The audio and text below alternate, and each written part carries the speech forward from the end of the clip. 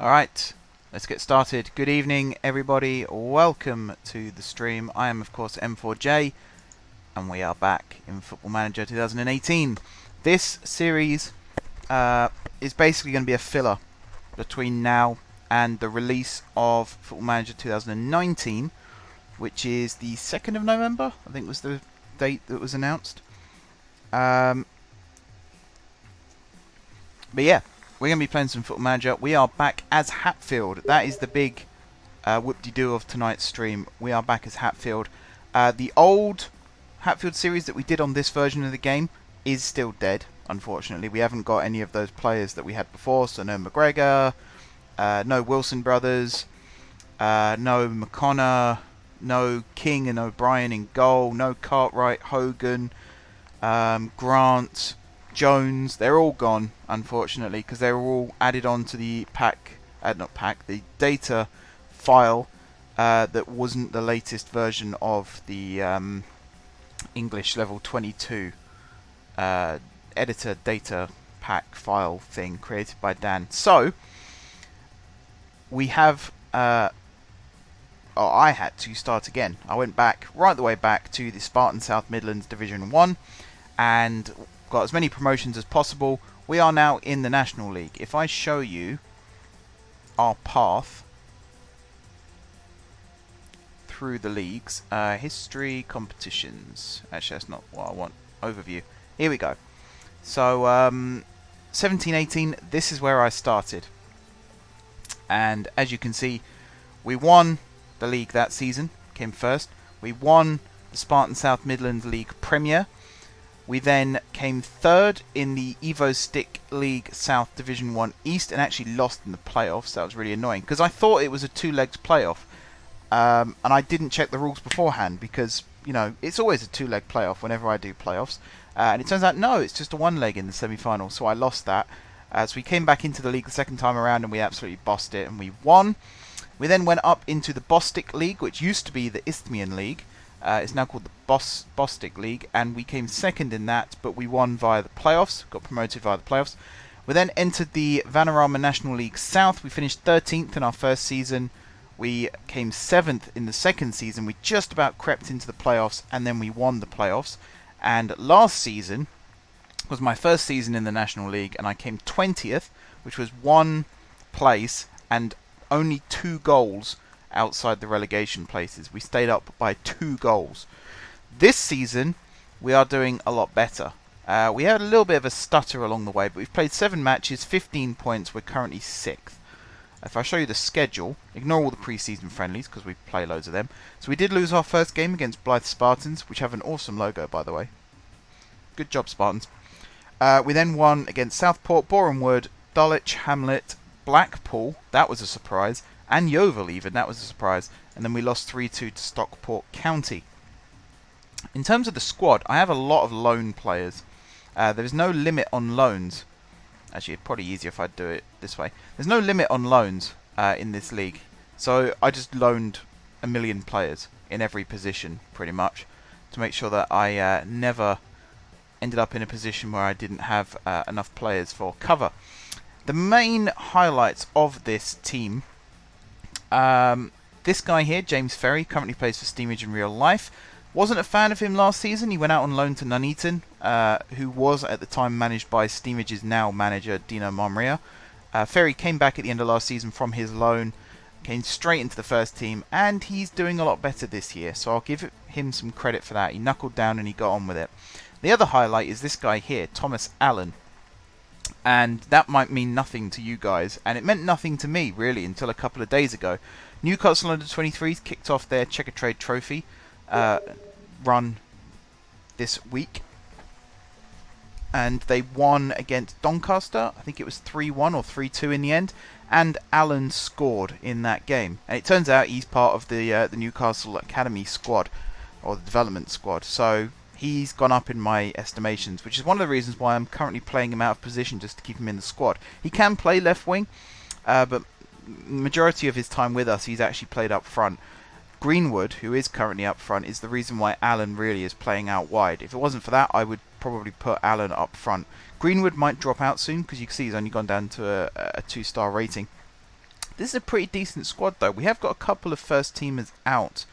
Toshak was playing in defence. He's currently on international duty, as is this guy here, Louis Annesley, who again is not a first-teamer at the moment, but was, and was doing very well. He's got a bullet header from corners. This guy here, Omar Bugiel. Bugiel. I think he plays for Forest Green in real life at the moment. He's also on international duty. So is actually Dave Ingram, who is on loan. Ah, okay. Yeah, he's on loan from Stevenage, who we're about to play. They got relegated. Can you believe it? It's really painful. Fairclough, who was one of my first team midfielders, he's currently suspended, and there's some other players here, there, and everywhere. We did have the legendary partnership of Dinsmore and Parsons. As you can see, I've brought Parsons back in on trials because he was a free agent, and I thought he could do with some training to get him up to match fitness. Actually, I'm going to dump him back into my under-23 squad very quickly. He left 3 seasons ago, I think, went to Egham, stayed there for 2 seasons, and is now a free agent. Dinsmore left on the exact same day, because I let them both go at the same time, because they were both complaining that they weren't playing first team football, so I allowed them both to leave. Dinsmore is currently still playing for whichever team he left me for. I can't remember who it is now. Obviously neither of them have kept up their awesome goal scoring runs. Record breaking. I think Parsons pretty much scored a goal for every game he played in the end, so that was very, very impressive. But it was sad to see them both go, but you know, you've got to make ruthless decisions like that when you're a football manager. And they've both gone on to better things. Clifton, on the other hand, he was just a whiny little brat the whole time. He was constantly moaning that he wasn't playing. And then I put him in the team and he had an absolute mare.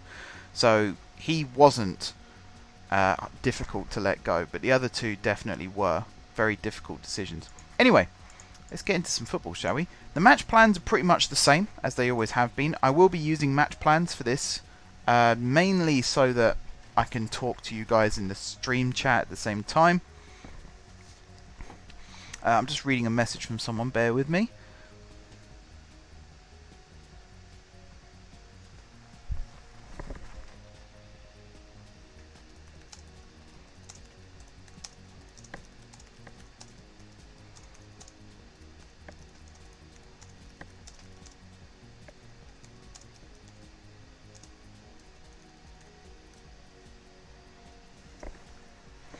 Okay.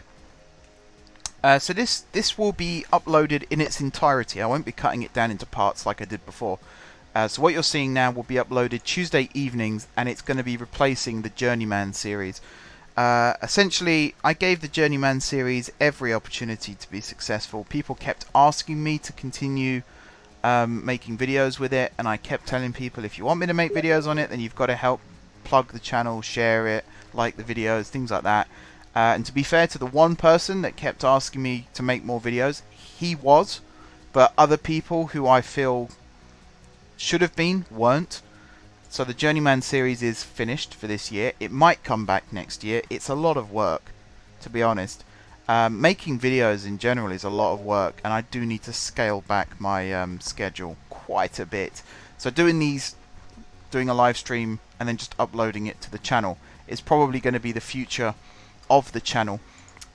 Cities in Motion and maybe one or two other games might be an exception, because that doesn't really work as a live stream, because I've tried that in the past and you just spend too long explaining things and not enough time building. So it makes more sense to have that as a video. But everything else, like Minecraft for example, I've quite enjoyed streaming that. It's a very slow progression on that game, but it's worth it in the end. I don't know why I clicked on that. Actually, yes, I do know why I clicked on that. Steamage are currently top of the league, so I'm going to have a quick look at what my manager is, or what my assistant manager is actually telling me. They've been vulnerable against 4-4-2. So we're technically playing a 4-4-2. It's listed as a 4-2-4, but it really is a 4-4-2, just with the wingers playing slightly more advanced.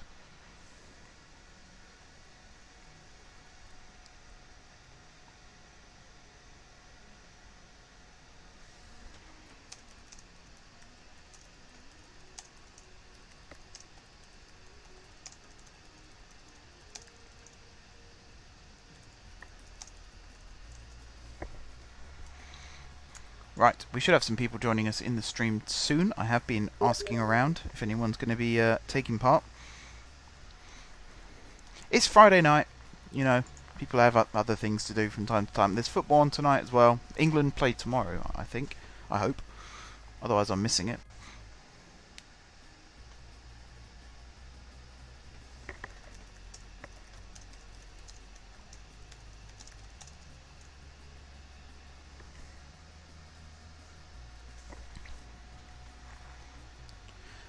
So yeah, we've got the Steamers game, and then we've got the Boston game straight after Boston United.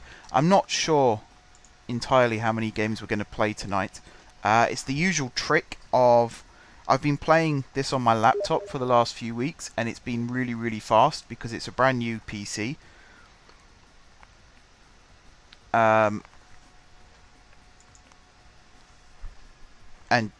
I guess because I'm not streaming at the same time as playing, it's been running really, really smoothly. And as soon as I brought it back onto my desktop so that I could stream it, it took twice as long for the game to actually start. And then once I got into the game, it took twice as long for it to load the game up. And then it took twice as long for all the load screens and everything as well. So, might be a slow one tonight. I warn you now.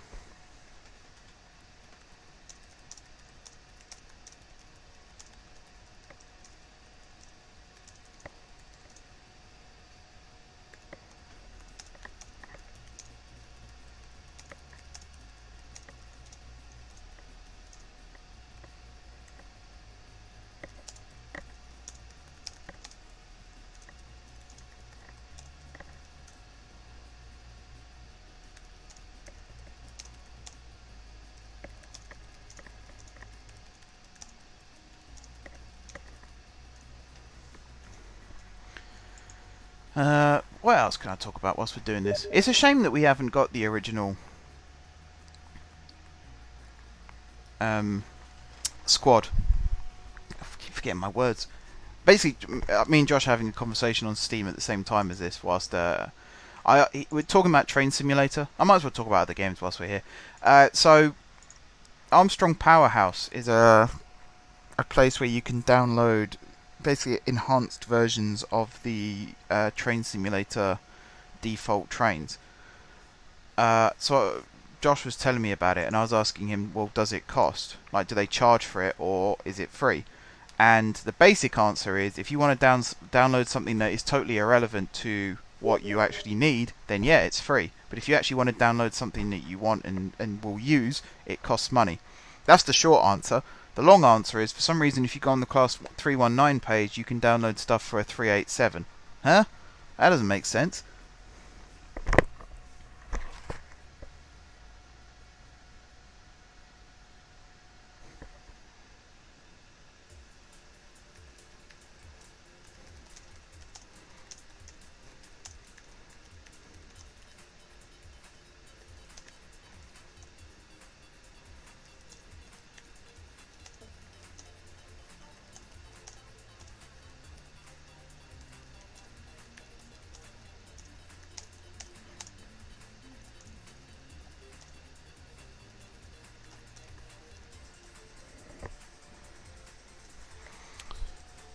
So yeah, it's a shame that we didn't have the original squad. I probably could have found a little hack in order to pull parts of that data file out and stick it into another one.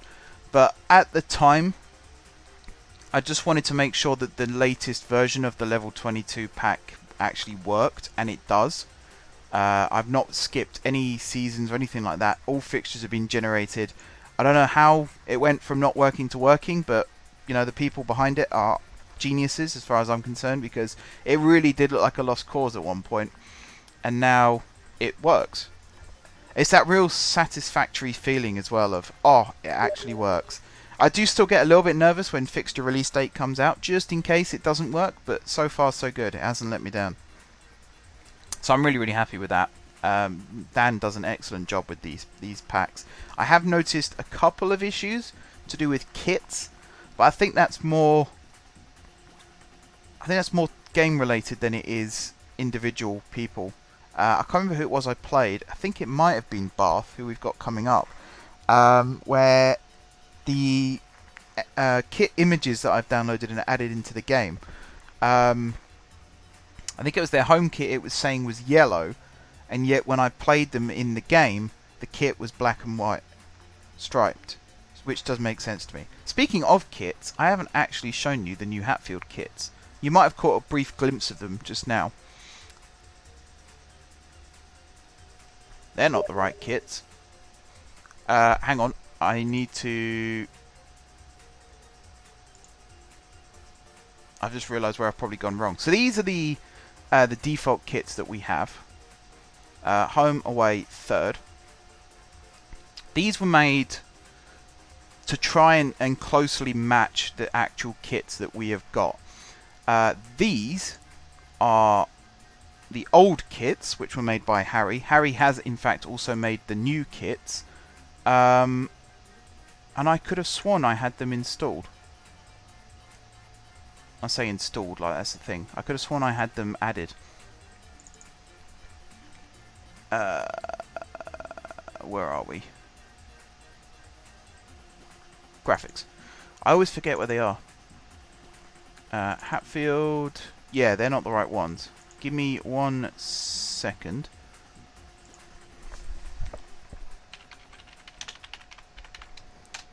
Because the new kits are awesome. Every time I see it, I just think, yeah, that is an awesome kit. Big fan of it. Where is it? I'm trying to remember, did I put it on a... I think I put it on a memory stick, actually. Oh, always the professional. And both of my things are full. So let's unplug that mouse for a second. Plug that in. Hopefully you guys can still hear me. Yes. Right. Open that. Obviously I'm not going to let you see what I'm doing because I'm going through private files. But Football Manager 2018, graphics, kits, copy.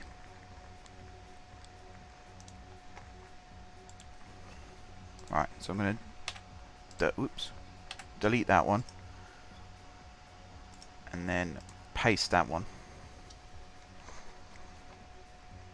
Okay, come back into here. Turn that off.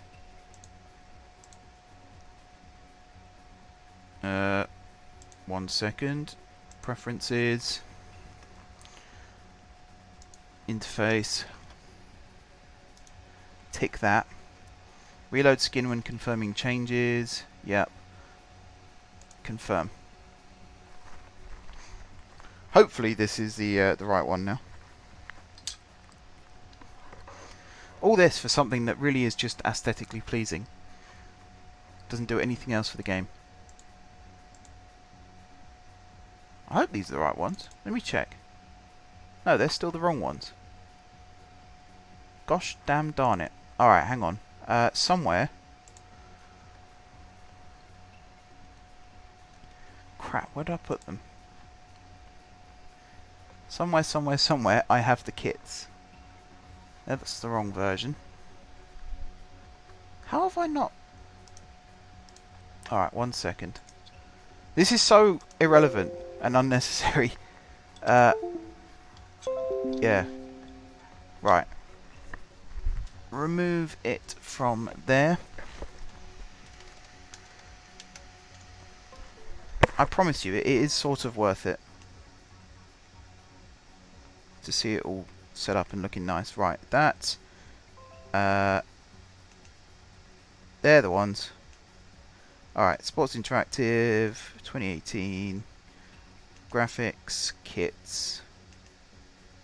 Check that, looks good.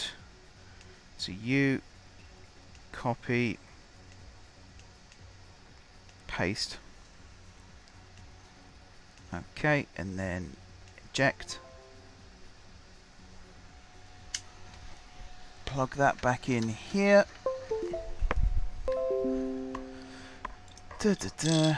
Open a new window. Right, I need to go back into that, into this, graphics, kits, delete that. Okay, and then copy and paste. Okay, now if I go back into this, allow license kits.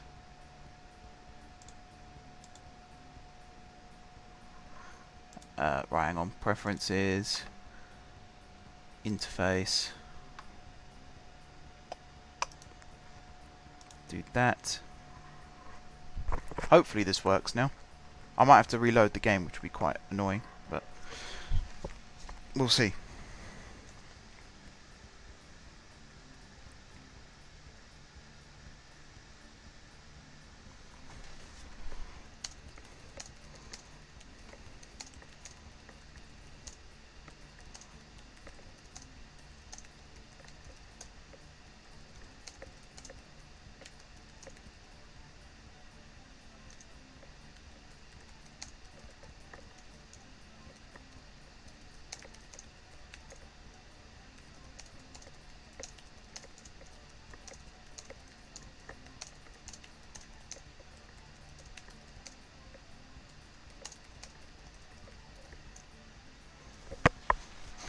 Alright.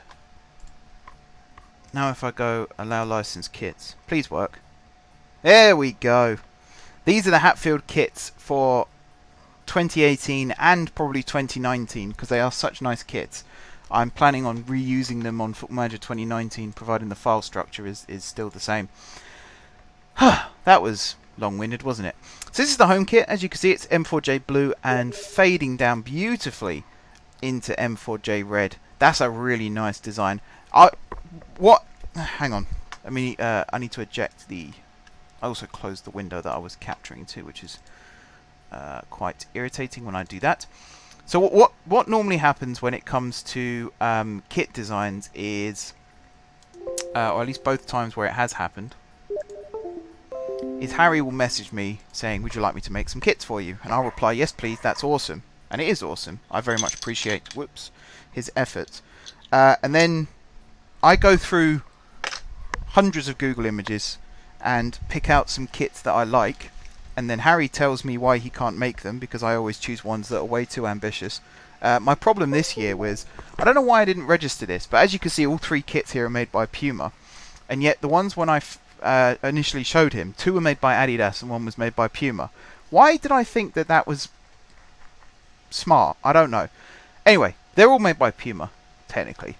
I think this is an actual Puma design. The other 2, we might have just stitched the badge onto someone else's design. I'm not 100% sure. But the home kit is sort of inspired by Atletico Madrid's kit. In the past, I mean, you saw just now, we had the blue and the red stripes. I wanted something that had a little bit more to it than just blue and red stripes. So we went with the all blue at the top and then fading down through the purple, which is also a nice colour, by the way, and into the red. Now, a lot of people might think, oh, you've just copied Football Manager's new logo. No. I've been working on a new logo behind the scenes for quite a while, and actually if you go on m4jmedia.com you will see the gradient that I've got in the background. That was made 4 months ago, which is way before Sports Interactive announced the new logo, and I don't think anyone's copied anyone. I think it's just a sheer coincidence they happen to look the same. I was actually considering making my new M4J logo blue in the top left corner, fading down into red in the bottom right corner, but I'm worried about the backlash now because people will just say, oh, you've copied Football Manager. No! Just because something looks similar and it was made at the same time doesn't always mean that there's been plagiarism going on. Sometimes it is just a pure coincidence. Unless the obvious signs are there that there's been copying going on, don't just jump to the conclusion that, oh, they've stolen it, because half the time they haven't. Anyway, that's the home kit. This is the away kit, Crystal Palace inspired, blue and red stripes. Again, they're in the same colour as the home kit in terms of the blue and the red. We've also got nice little blue shoulder pads there. And then the away kit, I basically said to Harry, just choose a green, choose a purple, and create a kit. And that's what he did. The logos on the front here, they don't quite translate well. I think the home and the third work best. The away kit, it sort of gets lost a little bit up here. But this is the logo for a company called X-Vision Interactive. And you'll be hearing a lot more about them in the coming weeks, months and years, so stay tuned for that. I won't say too much in this stream, but it's part of a company that I am now a part of, so I thought I would start introducing the logo quite early on. Plus it does look quite nice. It's a very nice logo. It was designed by my friend, but it looks quite nice on the kit. I think it suits it nicely. Inform Football, I'm not really sure what's happening with that at the moment, so it sort of made sense to remove that logo and put a new one on. So XVI are technically sponsoring Hatfield for the next couple of years. Let's play Stevenage. I've been streaming for half an hour and we're only going into our first game now. I do apologise. I talk too much.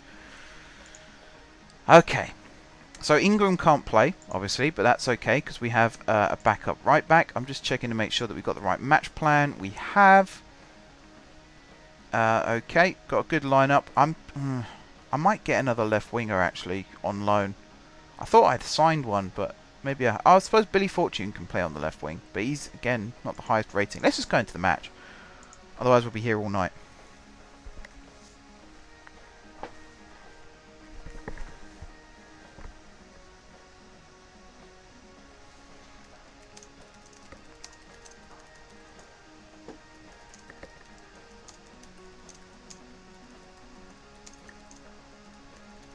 Right, let's get into the game.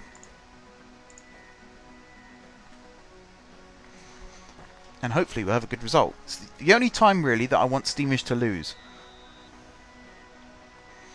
They've got a much stronger team than us. I'm also going to make sure... Yeah, extended highlights I think works best for this, actually. There's more to talk about. So Lee Allen passes it down the line. We've got some very nice named players, by the way.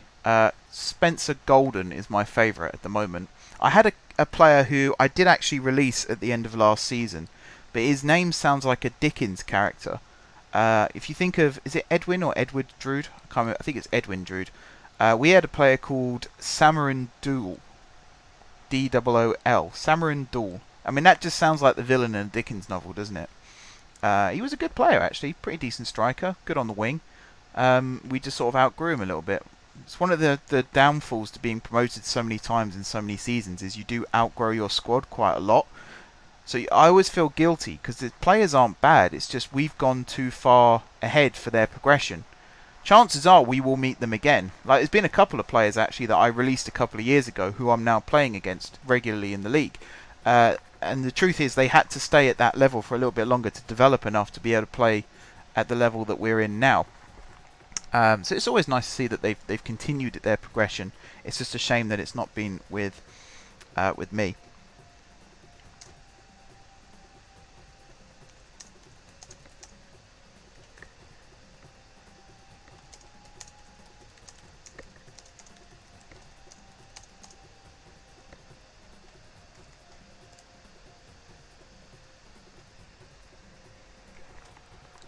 Alright, Foster with the ball out to Golden. Not a golden cross. He has been one of my best players this season, Golden. He's got some fantastic assists and a couple of goals as well. Alright, ball over the top. Oddie, there's no L. I don't know where I got the L from. Oddie with the shot. Henry with the save. I've actually got two goalkeepers with the surname Henry as well. One's my player and one's a lone player.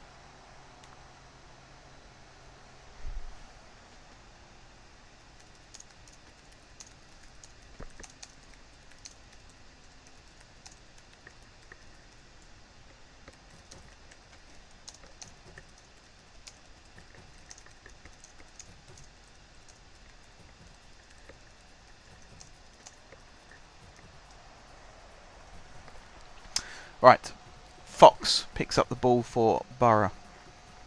I shouldn't call them Borough, they're the enemy. Stevenage. Alexander with the long ball over the top. That's a very nice ball and a very good takedown from Greenwood. One thing we are missing at the moment is composure. Too many times one of my players will control the ball and then blaze it over the bar or basically put it out for a throw-in. So we do need to work on that a little bit. We are heavily restricted by budget. I think the most I can offer a player in wages, bearing in mind we are only one league below the Football League right now. We're still part-time. I've tried several times to get the board to turn as professional, and they refuse on the bounds of not having the budget. And the most I can offer a player in terms of weekly wage is £275 a week. Hence, signing lots of players on loan. Most of the players that we do have, including our top scorer from last season, Greenwood, I think he got 20 goals last season for us. He had a very good season. And Alan, in fact, I believe, is also on non-contract terms. So at any moment, these players can be snatched away from us. It's a bit of a troublesome time for us. We're £300,000 in debt at the moment.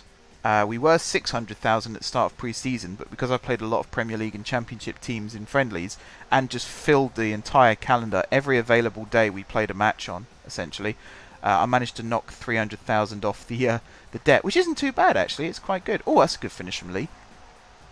We do score a lot of goals like that. Little ball over the top, brought down, and then smashed past the keeper. Let's watch that back. So Alan picks it up here, feeds it to Ferry. Nice ball from him into the channel, and Lee with the finish. Ferry is our captain as well. I should have mentioned that. He's been our captain for the last 3 seasons and has done exceptionally well. There we go, 1-0 up. Budget, yes, budget. We are currently in the middle of a takeover, in fact, as well. A fans trust is trying to buy the club off the chairman. I'm not sure what that will do for budget, though. You might notice the stadium looks a little bit different to what it would have normally looked like. We started off at Gosling. This is no longer Gosling. This is Hatfield Town Stadium. The reason being is when we got into the Bostik League, I think it was, Gosling wasn't satisfactory enough. We wouldn't have been allowed in the league if we kept that as our stadium. So we spent a year at Boreham Wood whilst we built a new stadium, which is this one. And then when we got promoted to the National League last season, we actually had, I think it was 3 months, 4 months, half the stadium was shut whilst an extension was built. And it's a weird one because it said part of the east stand would be closed whilst the extension took place, and yet whenever I played games at home, oh, that's a poor goal. Actually, that's a good goal to concede. They worked it quite well. All goals are poor to concede when you think about it, but yeah.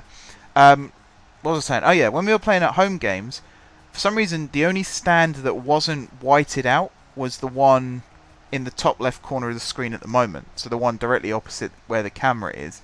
All the other 3 stands were sort of grey / whited out, so you couldn't, like, fans weren't in them essentially. So 3 out of our 4 stands were shut, despite the fact it said only 1 of them would be shut. That doesn't make sense to me.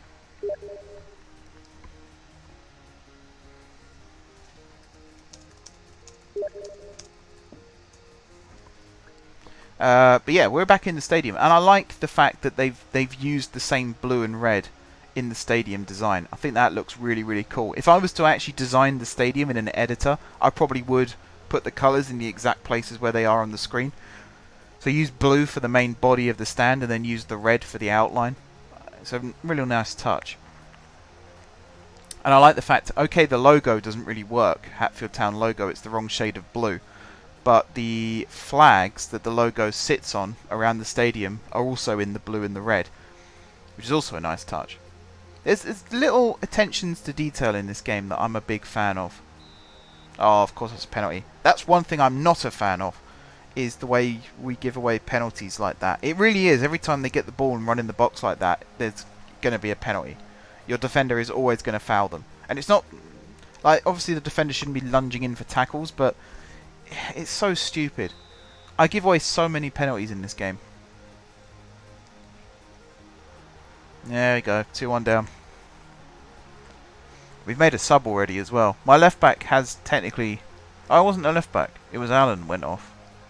I'll say the left back, Matt Pratt, was injured for a little while, but he was still able to play matches. So it was always him that would get subbed off whenever the match plan would change. This time it was Alan that went off, and Billy Fontaine, would you kindly, has come on to play left wing. And Ferry's gone off because he's also been carrying a knock. So I can never read his name. It's Jules Voanga has come on to play in midfield. He's also a very good player, Voanga. I think this is the second full season I've had him on loan, but I had him on loan for the second half of the season before last as well. So he's been around the squad for quite a long time, considering. So one thing I like about being in the National League is clubs above you start to take you a little bit more seriously. So in the past, clubs wouldn't loan me players because they wanted their players to play with higher quality players, whereas now they're more than happy to send them out on loan. So players like Pratt, Allen, although this is his second season with us as well, so maybe not Allen, but Pratt, Golden, Lee, Fontaine, Voanga, well, again maybe not Voanga, and then loads of other players who currently sit in the reserves. They have all been brought in this season, whereas last season when I tried to bring them in, their parent clubs weren't interested. The one that I do find funny, and I love Stevenage, they are my team, them and Newcastle, I'll support them till I die, but there was a lot of Stevenage players that they wouldn't loan to me because they wanted them to play with higher quality players, and this is as recently as like 2 seasons ago, and we're now in the same league. Okay, they're currently beating me, but we're in the same league. That's something you've got to remember before you judge other teams' players, is you could end up in the same division as them. In fact, one of the players... Ugh, that was not a good shot. One of the players has just come on for them. Holland, their right winger, I think. Where's he playing? Oh, he's on the left wing. This guy here. I actually had him on loan for... Actually, no, I didn't have him on loan. I had him as a player about 4 seasons ago. He was in my squad. He played 13 games for me. I think I signed him in like October. He played for me until, I think, January. And then, I think it was Stockport came in and signed him on a permanent transfer. For no money, by the way. No money, because he was on non-contract terms. They just signed him on a free. And then he ended up going up to Plymouth in League One. And then he bounded around a little bit, and now he's at Stevenage. So he's a good example of a player who I managed to sign that was way too good for me. Kept him for 13 games and then lost him because I literally tried to offer him a new deal and he wouldn't accept it and he left. So That was out of my control, unfortunately. Good evening, Josh. I did say in the stream about the conversation what the basic gist of it was. To me, it just sounds like poor website structuring. I get that. I mean, I've developed a website now, so I can talk about this a little bit more. Like in the past, I could have said, oh, it's poor website structuring and had nothing to back it up. My website was built around the concept of no page or no item.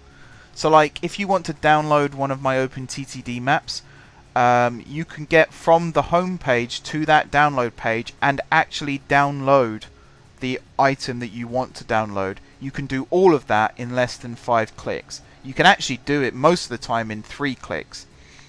That was what the whole concept of the website was built around, the 3-click principle, I called it. So, okay, you sent me a link that took me directly to a page, but if I went on their website, how many clicks would it take to go from their homepage to downloading that stock pack? And even then, how do you know where that stock pack is if there's no specific section for it? That's what I meant by poor website structuring. Like, you either have to be psychic or you have to be on a forum where you already know this stuff. Like, for me, for example, I've never downloaded a Farmstrong Powerhouse before, so how long would it take me, as a noob, to work out where I'm supposed to go and what I'm supposed to download?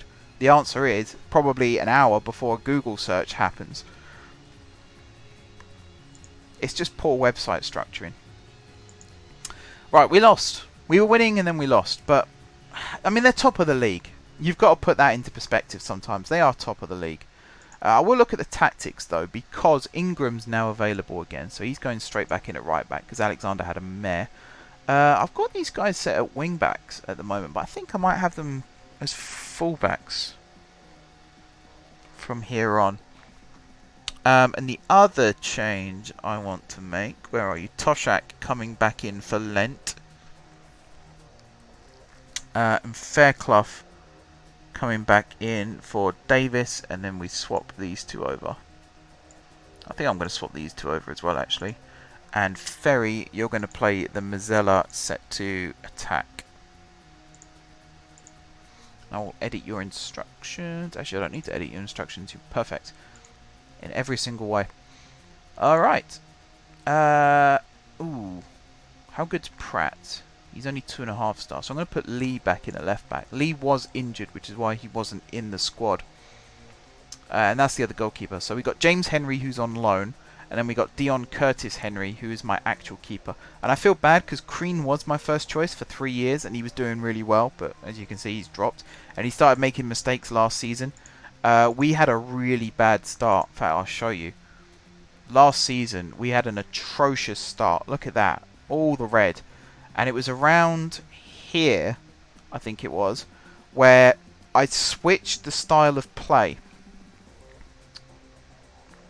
Am I in Harrogate's league? I was.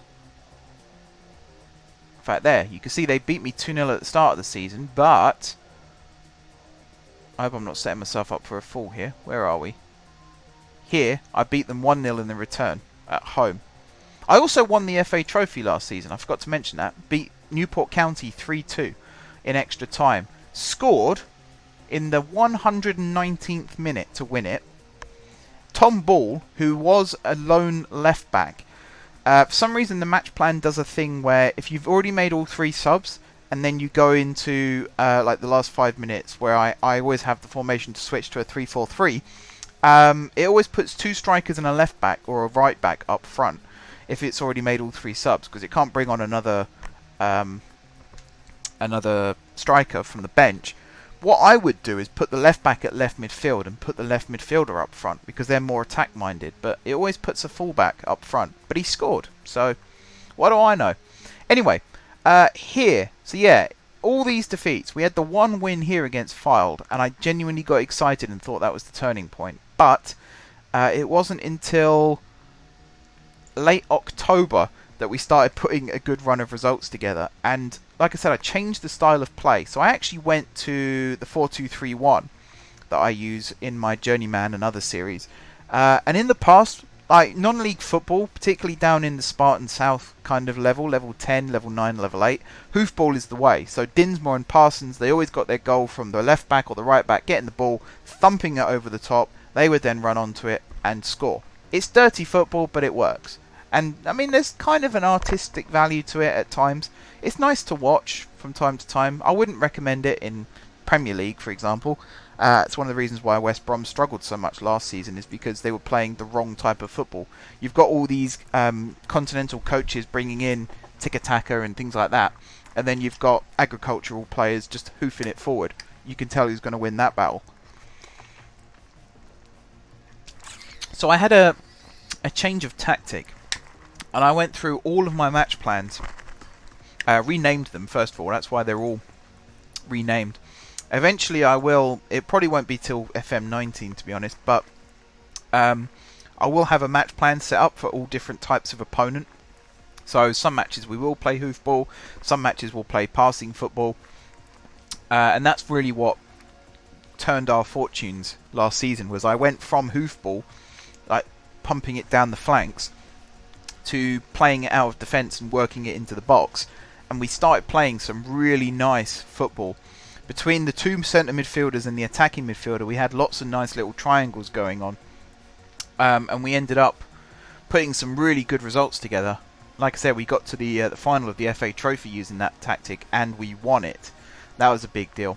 Harrogate, by the way, are here. They're 8th, 2 places below me. Have I played them already this season? Something tells me I'm yet to. When am I due to play them? All the way down here. So the 22nd of November, and then that's the first one. Oh, I've got them last game of the season, so we might put that on stream. Last game of the season.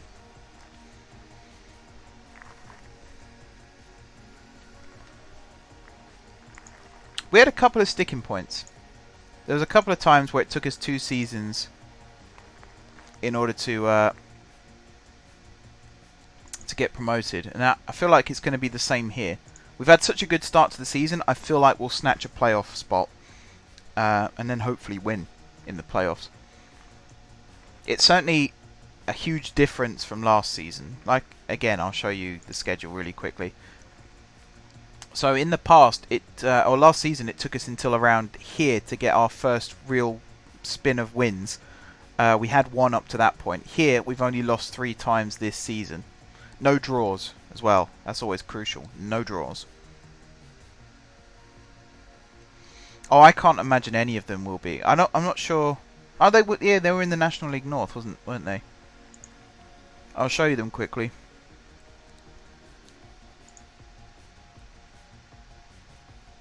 I mean, I don't know the first team, so you'll have to have a look at that and tell me if there's anyone there.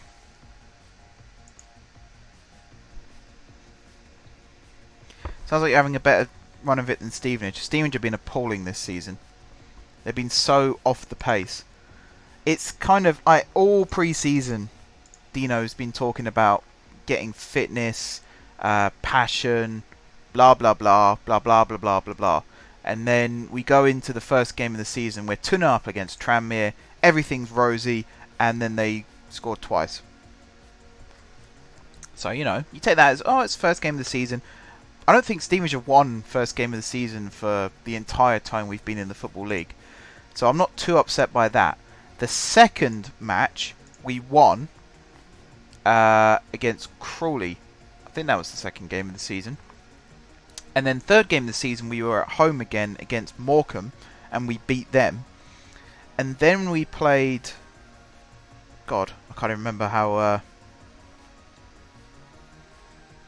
who we played next. I think it might have been Forest Green. But our last 2 matches, we had a dismal performance against Yeovil. We lost 2-0. And then we had an awful performance against Cambridge at home. We lost 1-0 from pretty much their only shot on target. And it came about from a keeper error. So the team just don't look like they're gelling at the moment.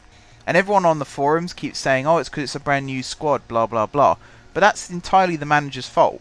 You know, he came in, he ruffled some feathers. Some players left because he told them they weren't going to be playing for him. So he offered them new contracts as squad players, and they decided they'd rather go off and get first-team football elsewhere. Which, to be honest, I don't blame them.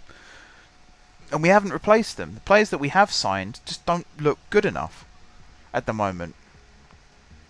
And we brought Joel Byron back, which everyone is getting misty-eyed and remembering the good old days when we won the conference. But actually, he's not very good now. He's not a very good footballer. He keeps giving the ball away. His set pieces are awful, which I'm pretty sure is the only reason he's in the team at the moment. It's because he's supposedly our set piece taker. Meanwhile, we've got a centre midfielder sat on the bench or in the reserves wondering what the hell he's done wrong, because he scored twice in 3 games and then got dropped for no reason. Anyway, we're not going to swap places because Steamage aren't going to get relegated. It's a poor start, but we have the ability to turn it round. The question is, are Harrogate good enough to keep it up for the entire season? In the past, whenever Steamage have gotten promoted or had a really good league campaign, it's always started bad. And it tends to be around Christmas time that we put a good run of results together. I don't know if anyone's got the time to do this, but if you go and look up season 2009-10, when Steamage won the conference, we were 10 points behind first place with, I think it was 10 games to go, something like that, and we managed to win the league and set a new points record in doing so. We went on something like a 24 game unbeaten run in order to do that as well. A last minute winner against Luton was always nice. That helped us on the way. And it was Oxford who were top at the table, and we managed to absolutely smash them. And then the next season, again, we were bottom pretty much. I think we were 18th when we played Newcastle in the FA Cup the next season, and then we went on to finish 6th that season, and then won the playoffs. So, I never take the first few games. Like, the actual league table I'm not interested in at the moment because it means nothing. But the performances are not good enough at the moment. That's what needs to change. Players need to buck their ideas up. So yeah, we're not in any trouble. I have a feeling with Harrogate, it's because they got promoted last season, it's that euphoria honeymoon period still. And reality will soon catch up to them. Anyway, let's talk about what's going on screen. So Foster with the header forward to Golden. We do still occasionally do long balls, I will say that. I haven't completely cut it out because it is quite functional and practical and it works. Exhibit A. That's very good timing, Greenwood. Couple of nice little long balls there, but it's the little passing play that gets that move going in the first place. It's kind of like when I play FIFA, I like doing little triangles and pass. But every now and then I'll get the ball with the right back and just fling it over the top for the left winger to run onto. I think there's a big difference between just hoofing it long and expecting someone to get onto it, and actually seeing someone making a run and picking them out with a long pass. That's where the differences lie, really. Right, Fairclough couldn't really head it away. Ferry does slide in. He got the ball, but we didn't really retain possession. Or regain possession. That's a hopeless shot from their guy, though. What's the possession stats like? 60-40, not bad. Not bad. So here we go. Allen on the ball, finds Ferry. Into Golden, forward to Lee. Greenwood with the shot just wide. That's the little passing play. Working the ball into the box, creating an opportunity. We do still have a lot of shots in matches. Even matches where we don't have much possession, we still manage to work a lot of chances. Always encouraging. It's when the chances stop coming, that's when you need to start worrying.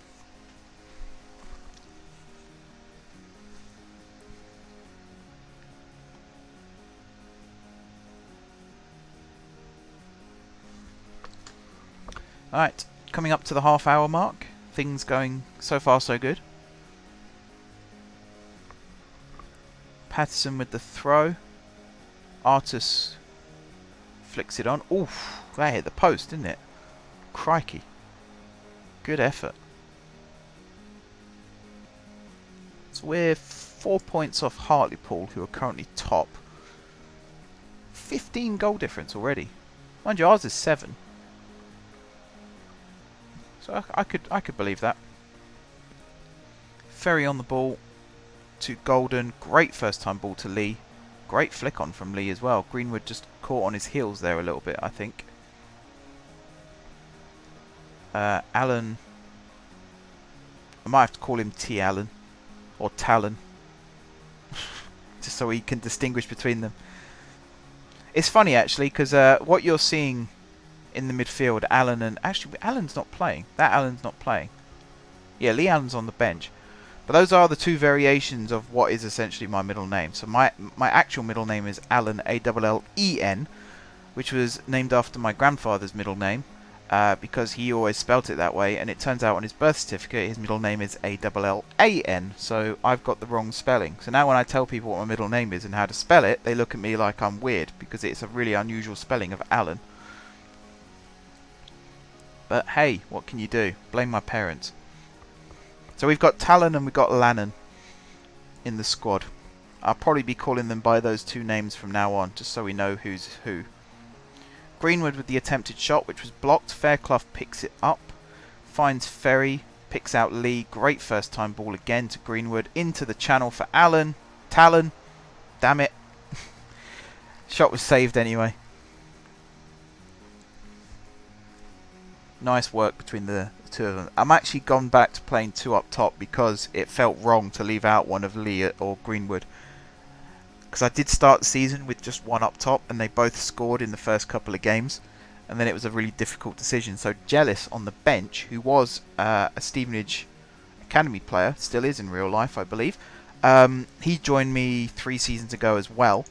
He was playing in the second striker role behind Greenwood all of last season from the tactics change, and he had an exceptional season, so I feel mean leaving him out as well. But having two up top, he's not a striker, he can't play up top, so he has to either drop back into midfield, which is kind of a compromise for him, or sit on the bench until we need a second striker playing in the number 10 role, and then he comes on and does his magic. Alright, Greenwood on the ball, works a chance, blazes it wide. I expect better, Matt. Not good enough. Allen's not having a good game, 6.4. Lee behind him's having a mare, 6.3. I'm not really sure how we're winning this game.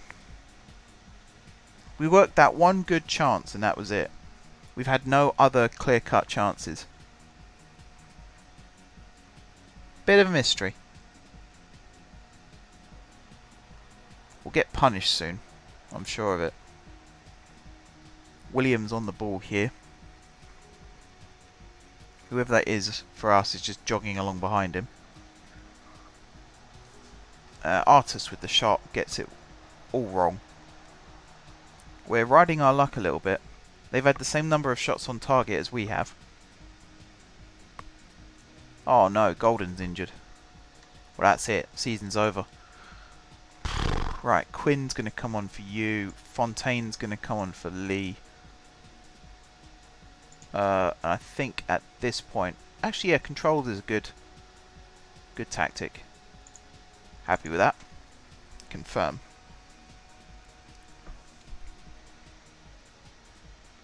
I think a little bit closer to the end of the game, I'm going to bring Lannon on for Ferry.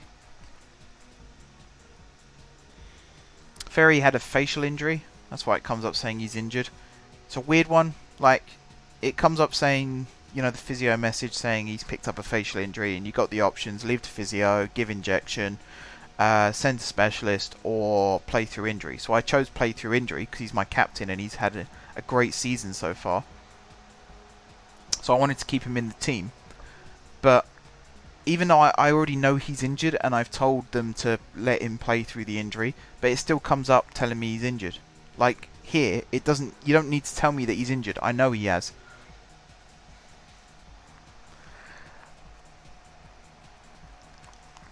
But yeah, I might bring him off soon. I'll bring him off with 15 minutes to go.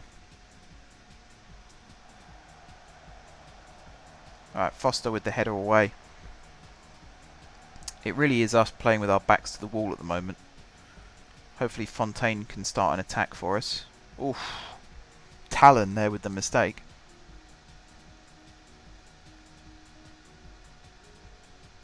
Actually, I think I know what I'm going to do. Pause. So I'm going to go to this formation. Greenwood is going to move back here. Talon, you're going to go up front. Lee. This might not work, actually. Actually, yeah, it'll work. You're going to go there. You're going to go there. Ingram's going to move inside. Quinn can also play right back, so you're going to do that. And I'm going to bring Jealous on for Ferry. So you're going to play as an advanced playmaker, and you're going to play as the shadow striker. I always say second striker, but it's shadow striker. And then Greenwood back in midfield. You're going to be a Mazzella. And Fairclough, you're going to drop back to be a ball-winning midfielder. And then a flat back 5. I'm going to do contain, balanced, stay on feet, both of those, closing down much more, disciplined, stick to positions, dribble less, exploit the middle actually, because we've not got flanks now, hit early crosses. You know, I'll keep that on. Look for the underlap.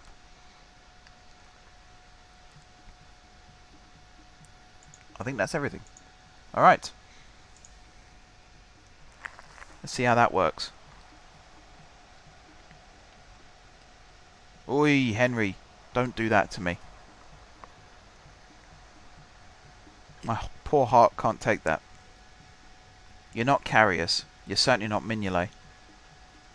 Oh, that's funny. I need to tell you that story. So I was killing time this afternoon. While I was waiting for some stuff to happen on Minecraft, and I thought I'd play a couple of games of FIFA.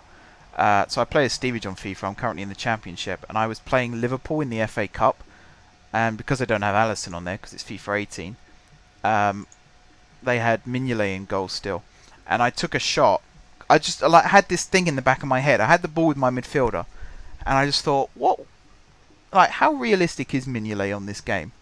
So I took a shot from about 35 yards out, and it was a nothing shot really. It had a little bit of pace on it, and it was swerving a little bit, but for most goalkeepers it's an easy catch.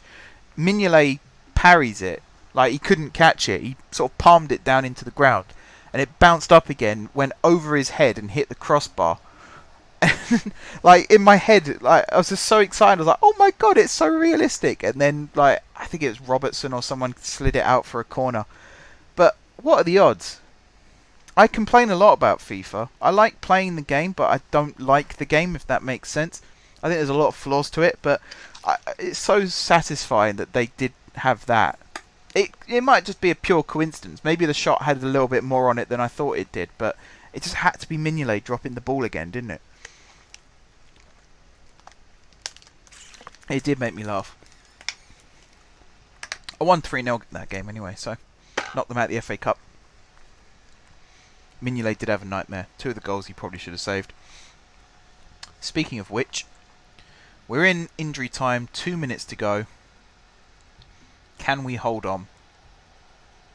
This is the difference, I think, this season. Last season, particularly towards the end, we did have some games where we were winning and then threw it away. And ended up either drawing or once or twice, I think we ended up losing as well, which wasn't great. We ended last season quite badly. I think we went 7 games without a win in the end, and that's why we went from... Oh boy, well there you go, we haven't learned anything. We went from comfortably staying up. I think there was like 7 games to go, and all we needed was a point to stay up, and we lost all of those games. And ended up staying up on goal difference. And it seems we haven't learned anything.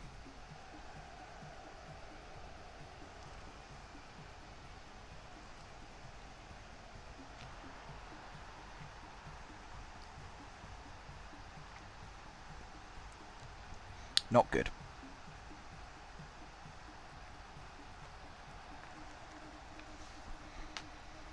And because I've changed my tactics, we're probably not going to be able to salvage 3 points from this now. Hopefully we can hold on to a point from this now. Oh, one of you.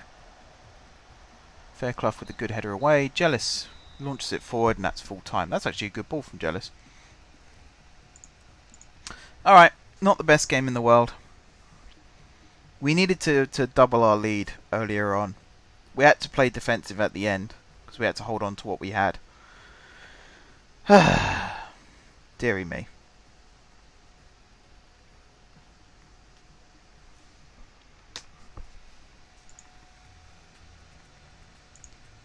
This is bad. Oh, 5 to 8 days. That's not too bad. I can live with that. So our next game is in 4 days. So Golden's probably going to miss that one. So we'll bring someone in. In fact, I'll do that now so I don't forget. We've got... Where is he? This guy. Paul. I'll bring him in for the next game. That's the wrong tactic. There we go. The wrong bloody match plan.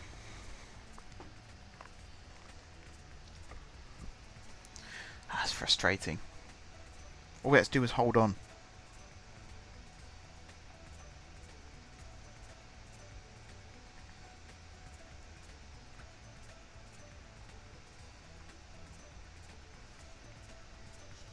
Who's looking forward to the weekend then?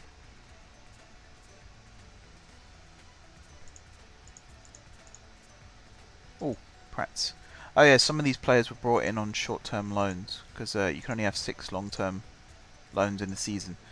So I'm bringing him in on short-term and then... No, we can't lose my golden boy. Definitely need to extend this one.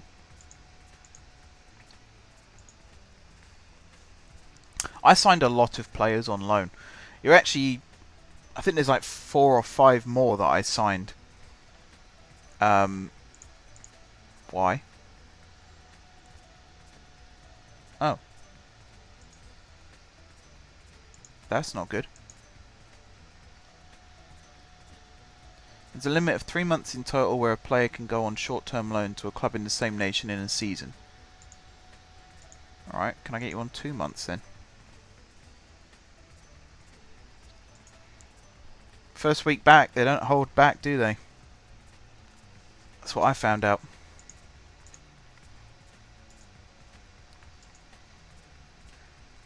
I don't know if you're planning on going to uni or not in 2 years' time, but it's actually, the first week is a lot more relaxed, and then the second week is the one where they sort of tap you on the shoulder and kick you in the balls when you're not looking. Alright, we might be losing our golden boy. I can't extend the loan.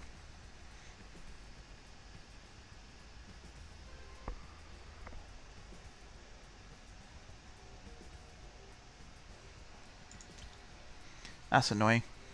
My weekend's actually quite busy because tomorrow morning I'm doing the Crystal Maze experience in London for my cousin's stag do.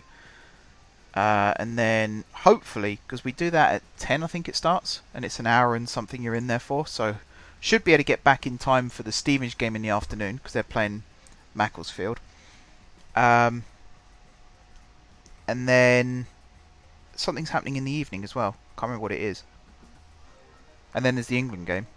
So what I'm saying, Josh, is there might not be a GTA stream tomorrow because I might be zonked out by then. And then Sunday, what am I doing Sunday? I've got some family stuff on Sunday. I'm going to see Ant-Man in the evening. And then Monday, I'm blocked out all day. There might not be a Cities in Motion. Actually, no, hang on. There is a Cities in Motion video ready for Monday. But because I've got no time really between now and Friday to record another one, I might delay Monday's one and air it on Friday instead. The reason being that my graduation's on Monday. So I need to get prepared for that. And it's pretty much an all-day thing with family, so... I'll be wearing my silly robe and walking down, shaking hands with someone I've never met before. I wouldn't rule out uni completely. There's actually some really cool courses you can do nowadays. I know you've got your life plan, but I always think And I'm glad I did this actually, because I nearly dropped out of uni when I failed with engineering, and something just spoke to me and said, if you chase the YouTube dream or whatever and it doesn't work out, you're going to need a backup. And that's why I went and did my interactive media design course, and I don't regret it. I think it was a really smart decision in the end. We're going to be losing a lot of our players. We're going to be losing our striker as well. Alright, we might struggle for the rest of the season. But what I'm saying, as a valuable life advice, this is, don't rule out university. At least consider it. Have a look and see if there's any courses that might interest you. Because chances are your plan A will fail and you will need a backup.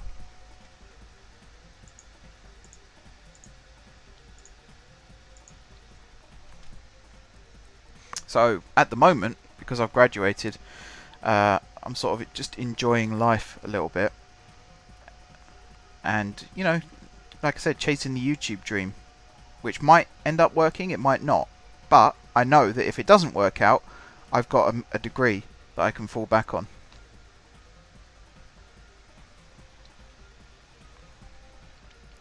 You have 4 maths teachers in 6th form. What? Like in one lesson? Or do you have 4 different maths lessons with 4 different teachers? That doesn't sound smart. Talk about inconsistent. Oh, I might have to reorganise the squad. Right, Lee leaving is the big blow. Golden leaving is a massive blow. The other ones I'm not too fussed about because I've got lots of fullbacks that I can fall back on.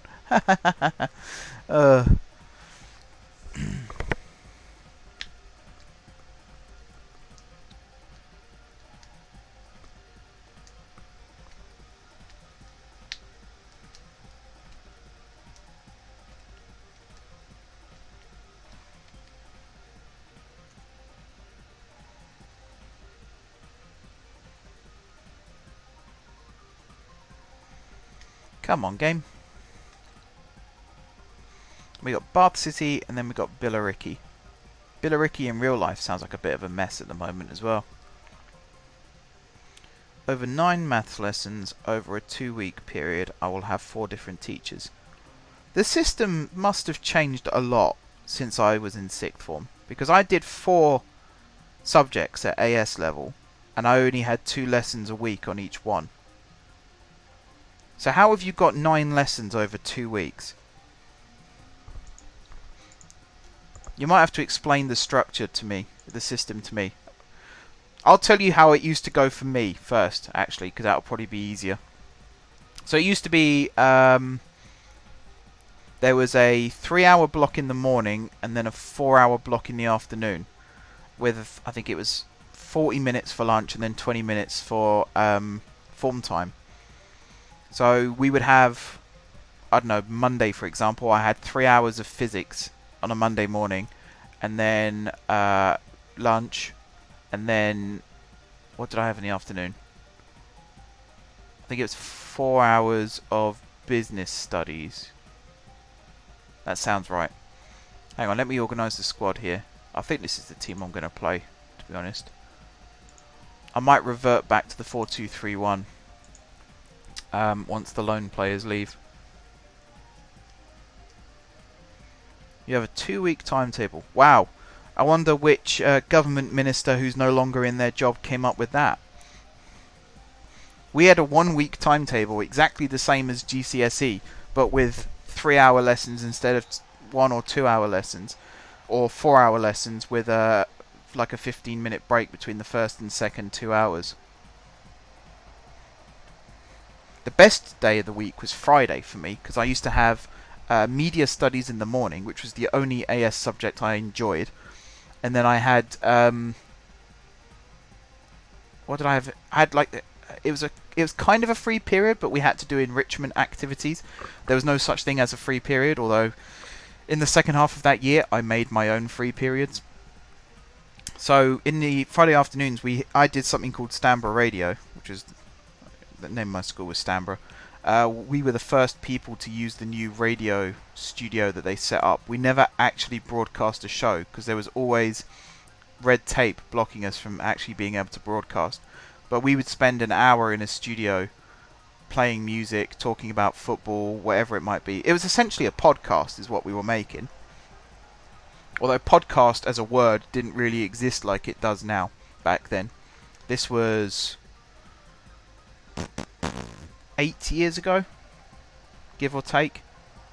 I feel so old saying that as well. But yeah, it was an hour of that, and then I think it was 2 hours or 3 hours of business studies I had Friday afternoons. 2-week timetable. How's a student supposed to get settled when every other week is different? Doesn't make sense. Anyway, we're a goal down. We haven't started very well in this game. I think our honeymoon period is over now for Hatfield.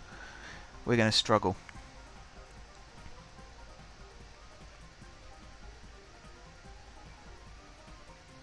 You might have also noticed that the actual kit we're playing with in game is purple and green checkered pattern, whereas the kit that we're supposed to be playing in is the diagonal stripes. I do think Sports Interactive need to add more kit varieties in for next year, because there are some kits that are worn in real life by teams like in the Premier League that don't exist in the game, and you'd think that they would be the ones that they'd prioritise. So they have like PSG's kit.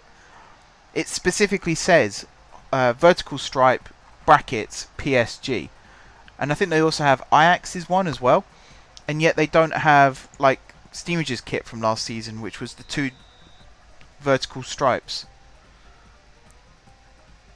which was quite a generic design. Lots of teams wore that kit, whether it was a home or away kit. It's a really strange system that they've done for the kits. Oh, Greenwood! That was the chance. That was the clear-cut chance. That's got to be chalked up as a clear-cut chance, surely. It hasn't. Wow. He was through one-on-one with the keeper. How much more clear-cut could it be? Who was it hit that shot? I think it was Wanga, who has come on. Talon has gone off. So we've gone for a 4-3-3 now because we're losing by 2 goals. Good tackle, Ferry. He's a very solid midfielder. Ball into the channel for Greenwood. Crosses it on his left. Headed away not once but twice. Ferry, great little nod out wide to Ingram. Ball into the middle, headed clear again. Fell just short for Fairclough.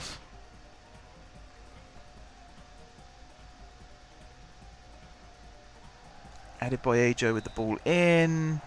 How is that a penalty? If anything, the keeper was impeded there.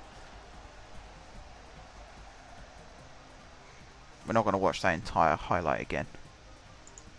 That's my other frustration, is when you show replays, it shows it from when the highlight started and not just 10 seconds before the incident. So you get to watch the entire thing all over again. And now we're 3-0 down. John Clark with a 20-minute hat-trick. 10-minute hat-trick. I misread the first one.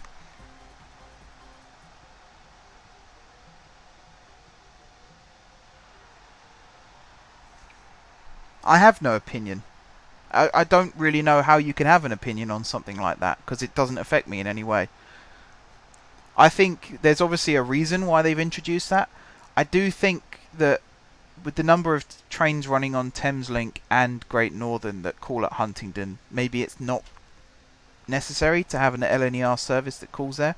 But then it would be the only service that calls from Huntingdon that then runs express to King's Cross. Because the Cambridge train is the only train that runs non-stop from Stevenage, I think it is, to King's Cross. And that doesn't call at Huntingdon.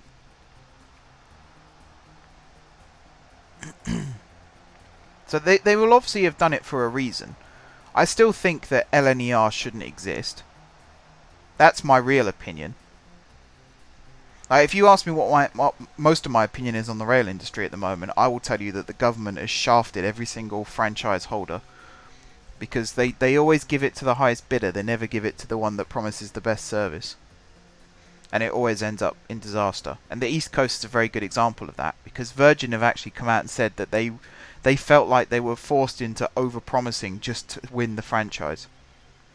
And then they got it taken off them because they couldn't afford the payments that they were forced into saying so that they would win the franchise. Which is partly their fault as well, of course. It's not a good business strategy to promise to pay way more than you can actually afford. But then if that's what you have to do to win these days, then it's kind of a catch-22, isn't it? So I think LNER is a pointless exercise. I think that the people that have brought it in are trying to prove that renationalisation will work, but they've failed to notice that the reason that Virgin were penalised for not introducing the new trains in time was because the nationalised Network Rail failed to deliver the upgrades in time. It's a very complicated and unnecessary ordeal that's going on at the moment. And it's not that long ago, it's 5 years ago, that people were praising privatisation, saying how good it was, how we wouldn't have the investment if we were still British Rail, and it's all gone wrong. And what annoys me most is those who are responsible are no longer in office. Like, they've all left. Every single one of them has left their role.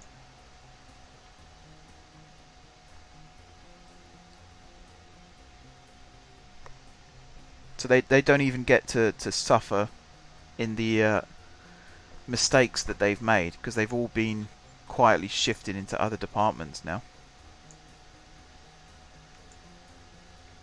So yeah, hopefully that answers your question. I think it was a stupid idea by stupid people, and it's only going to get stupider.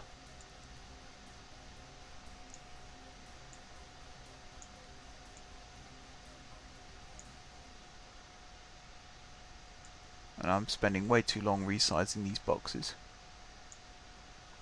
But I like a nice uniform. Actually, that doesn't need to be that big. That needs to be like that. This I'm going to make a little bit wider, and I'm going to move it to there. Play. There we go. So we've got all the information we could possibly need now. What's your opinion on the Huntingdon edition?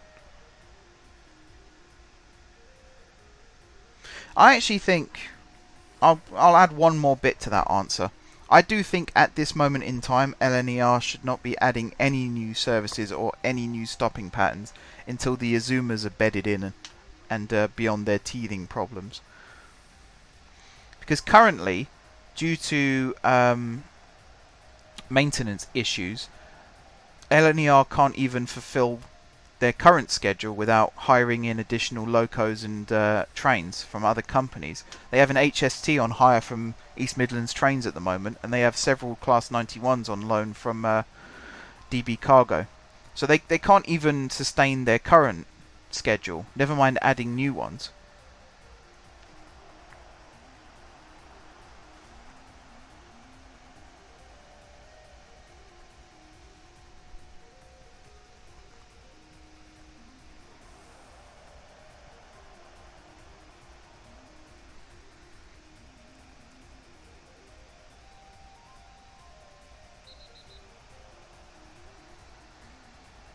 Oh, that'd be a red card. I just saw two-footed come up on the screen.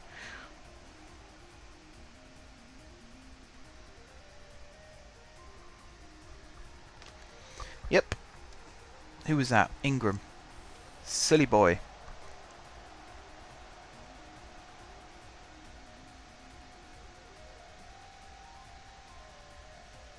Oh, that's such an unnecessary tackle.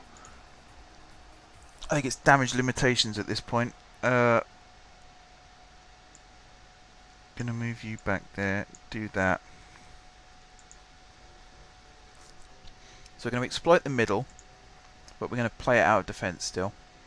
We're going to go to mixed, retain, pass into space, fairly narrow.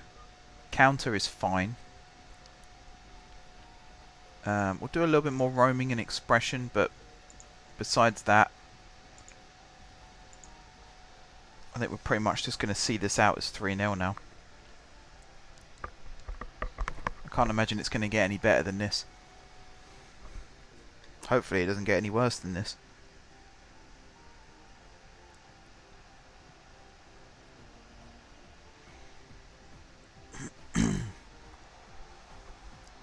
Right, Greenwood on the ball. Poor pass.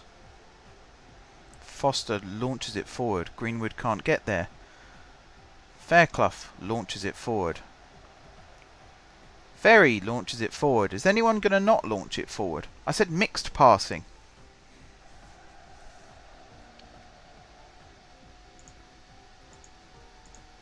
Come on. Show some passion, lads.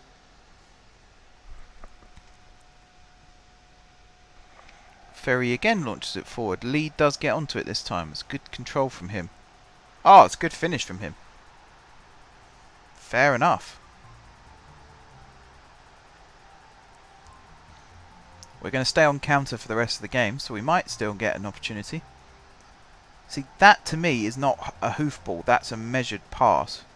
And Lee's done a very good job to bring that down. And that's normally where he blazes it out for a throw-in or a goal kick. So he showed good composure there too. He saw it through to the bitter end. Just saw Lee is having a shocker. 5.9. I'm going to put Fontaine on.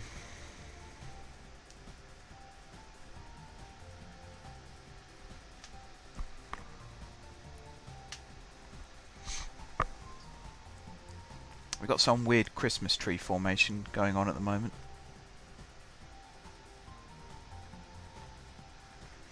Right, Plummer on the ball for Bath. Plays it back to Carter. Across to Morning. Cregan. He plays it back to Medford Smith. First time ball inside to Carter. Forward to Birch. His shot. Oh, Henry. Not good.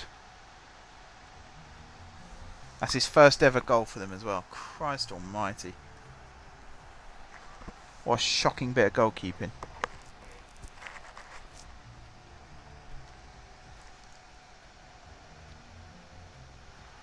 Oh, he's just palmed that in.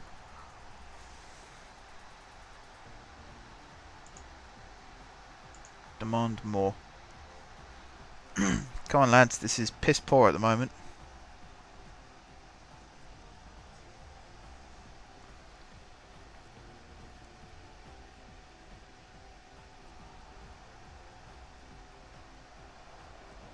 Not a good header from Ferry.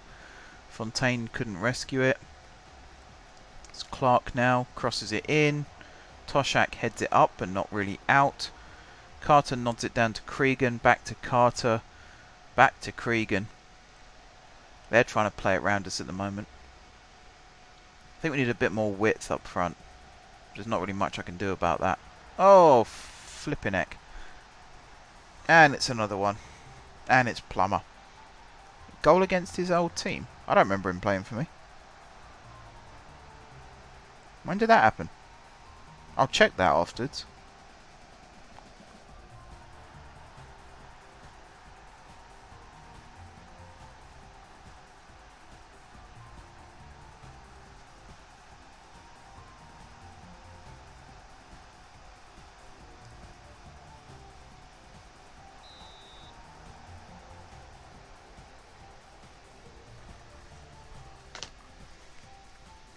Right, corner.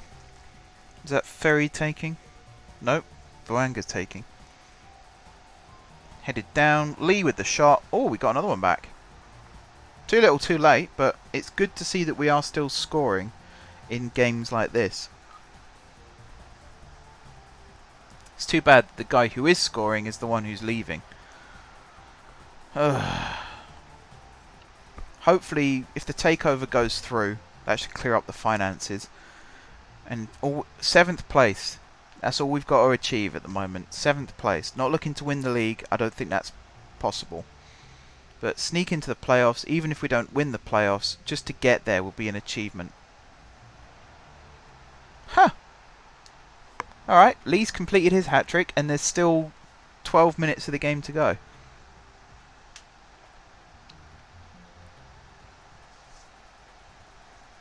Hello, Sparky. With the 100 bits. Thank you very much.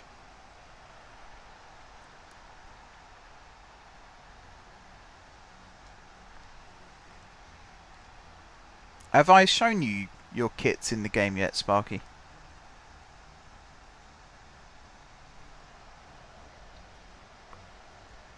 Can't remember. I did take some pictures, and I know I showed the XVI guys, but I can't remember if I showed you. Oh! Was that the crossbar or was that a save? I'm not sure. Quinn gets it to Lee. Lee. Oh, that's cynical, ref. Book him. Not yet. Okay, I'll show you after the game. They are looking pretty nice, if I do say so myself.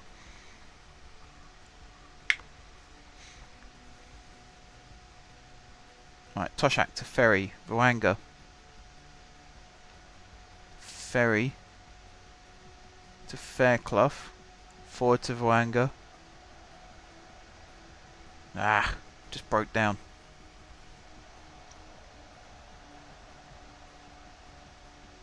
Lofthouse. Now he is one of my former players, Kieran Lofthouse.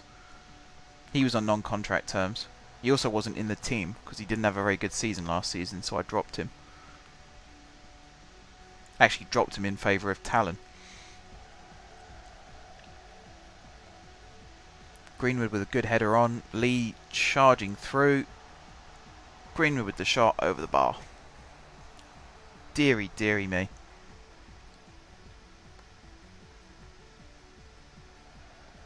Right, Ganley with the goal kick. Headed forward by Toshak. There's no one really in the midfield now. Which isn't really helping our case. How's the save going? Pretty good. We're in the National League.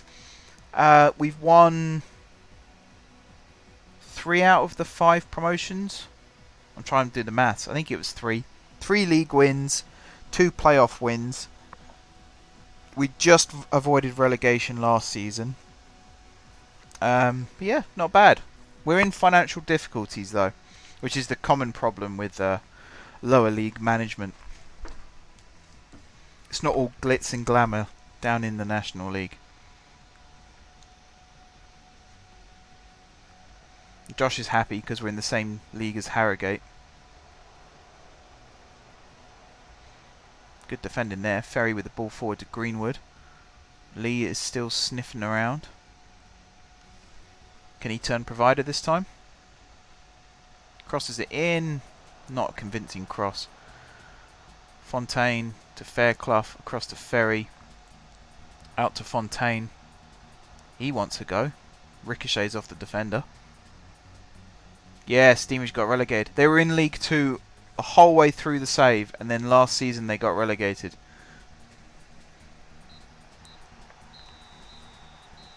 They're doing well though, top of the league. Unlike us. I think we're still in the playoff spots.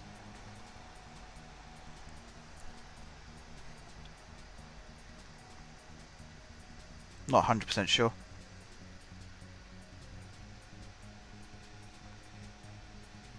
Come on, game. I want to check that plumber. Maybe I had him on loan. Might have had him on loan.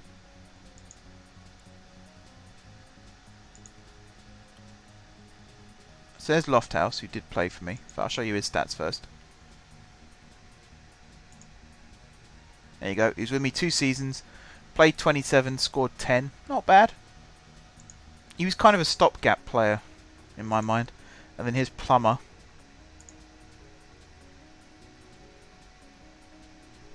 He never played for me. It definitely was Plummer, they said, wasn't it? Scored against his former club. Never played for me. Birch. Never played for me. So I don't know where it got that from. But yeah. Hatfield. These are the kits. looking pretty good. I added the XVI logo on. There it does say underneath here XVI, but you can't really read it very well, so I might go back in and remove just the XVI and have just the logo.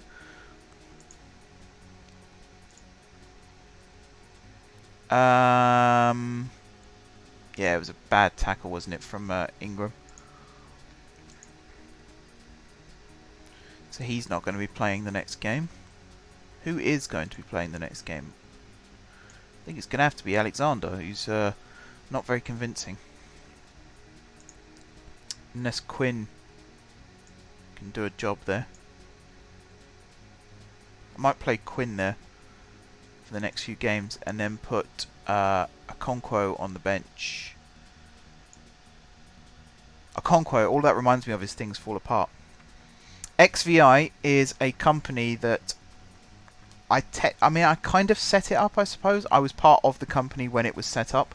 It's myself and 4 friends, 3 of which went to the same uni as me, 1 of which was on the same course as me.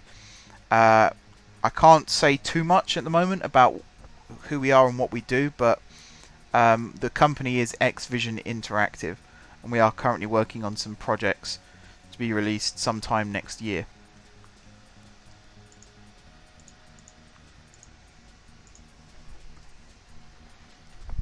It's quite cool.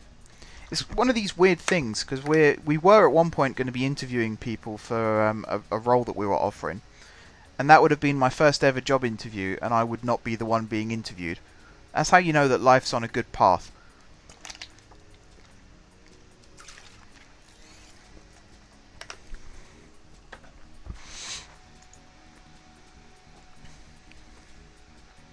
So yeah, XVI are the new sponsors of the virtual Hatfield town.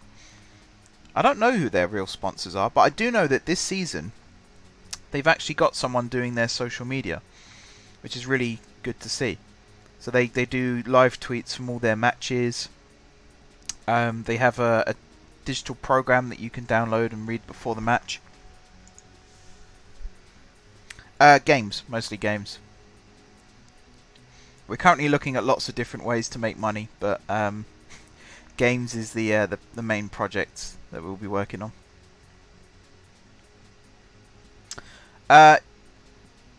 Again, without giving too much away, we all have our own specialties. So, I mean, you'll know most of the guys. Kurt and Ben were in my Space Engineers stream a couple of weeks ago. Alex will be joining us on some GTA streams in the future. And then we also have Sakif. So Sakif is our law guy. He's just finished his law degree. He's in charge of HR and all the legal side. Ben is the CEO. He's actually doing a veterinary course at uni, which is totally unrelated to what we're doing. But he's also our head programmer, so he's programming all of our games. Kurt is creative designer.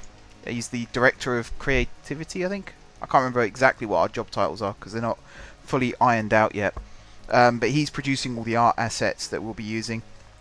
Alex is in charge of the financial side of things, and my job is digital promotions, marketing, and also quality assessment as well. So the person we were interviewing for, or were to be interviewing for, it's a friend of Sakif's who's a musician. So we were thinking if we ever put music in any of our projects, we actually need someone who knows how to make music. But that's not happening now.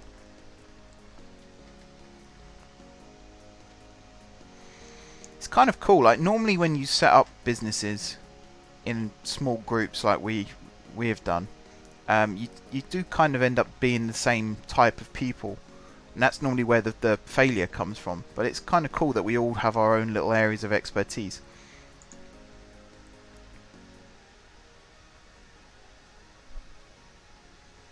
Yeah, we're not looking to recruit at the moment. It was a bit of blue sky thinking for us, really. We kind of had these ideas of, oh, we're going to do this, and then a reality check sort of set in, and we thought it's probably best to not do anything stupid until we've at least got a first project almost finished.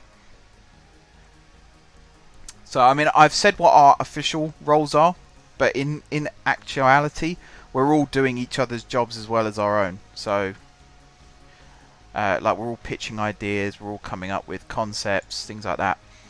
I mean, my personal skills, the degree that I've just finished, web design, app design, interface design, all that kind of thing, that's relatively new for me. I hadn't done anything like that until I started the degree. So my actual sort of back catalogue is like product design, which is what Alex has just graduated from doing. He's done industrial design, I think was his actual degree. But he's just finished what I used to do sort of 5-6 years ago. But when I was at school, I used to do story writing. I used to do sort of design, creative side of things, mainly to do with engineering. So I would design something that could then be built, like draw blueprints, that kind of thing. So I can kind of dip in and out of all the different areas. But my main role is to run XVI's social media. So whenever you see us tweeting and putting stuff on Facebook and uploading podcasts, 9 times out of 10 it'll probably be me that's uploaded it.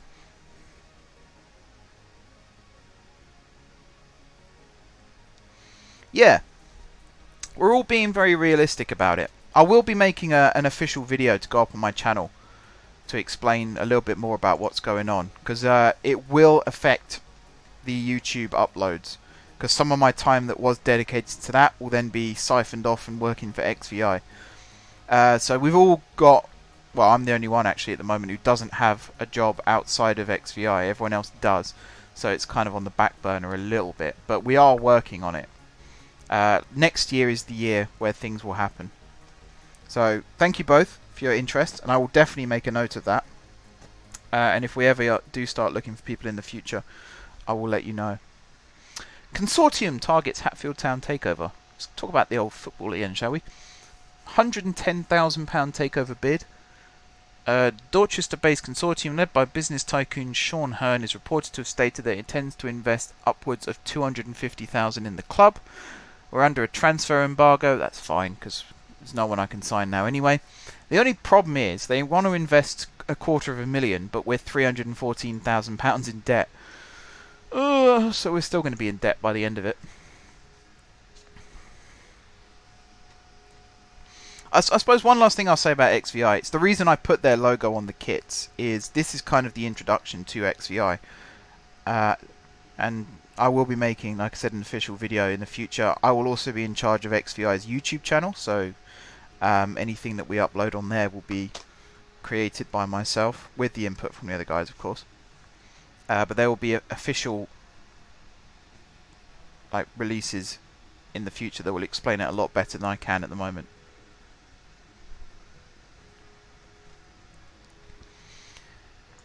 It depends who you get, Sparky, to be honest. Like, XVI kind of existed before I was part of it. It was literally while sort of during the second half of the uni year just finished. Me and my friends would go to the library and do project work and write our dissertations and things like that.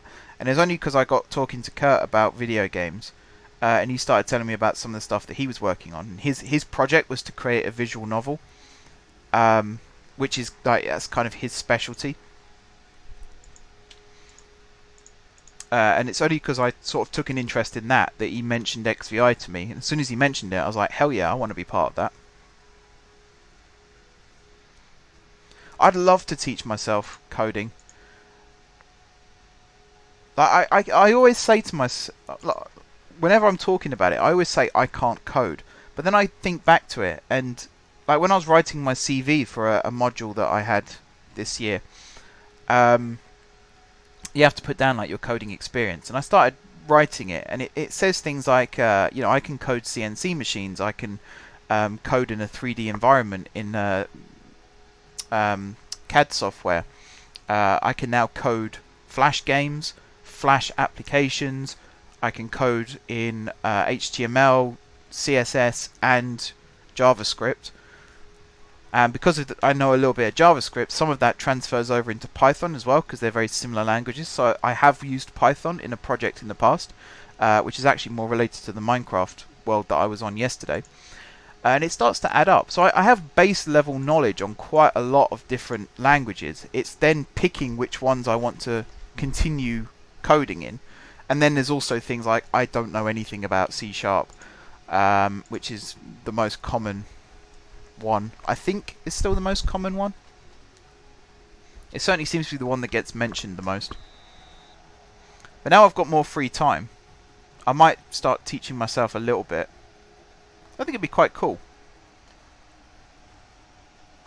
Everyone dreams of making their own game. It's only when you start doing it that you realise just how complicated it is.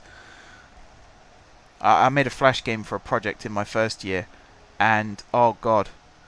Like, originally it was going to have, not like Telltale style branching storylines, but, you know, you could make choices in the game and things like that, and I had to cut all of that out because it's just too convoluted to do as one person. So I have a lot of respect for people, like the guy that made Banished, for example. Huge respect for him, because that game is amazing. And apart from a few of the art assets, he made it all himself. That is impressive. And then you got things like the Stanley Parable as well, which does have branching storylines. Yeah, C++. That's probably what I meant. See, that's how little I know about it. I think some research is needed. Like I said, it's very easy to sit there and say, I'm going to start a video game company, but until you actually look into it, like, there's so much behind the scenes that you have to do before you can even start thinking about releasing a project. If you want to set it up as a serious business. If you want to go alone and just release a game, then it's not as difficult. But we're a fully registered company, so we have to do things by the book. We have to do things properly. We're 1-0 up. James Lee scored. I don't want to put you off. It's not like... I'm not saying it's difficult. It's just there's a lot more to it than what people imagine.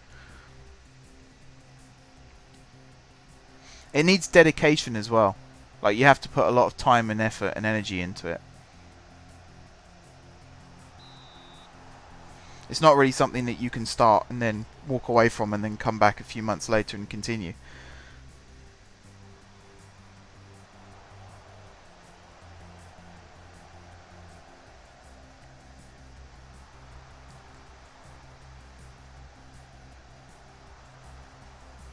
There's a few good websites that I can recommend. I can't remember the URL off the top of my head right now, but I'll send you a message and let you know. Same to you as well, Josh, if you want to get into it. Learning coding is valuable, whatever language it is.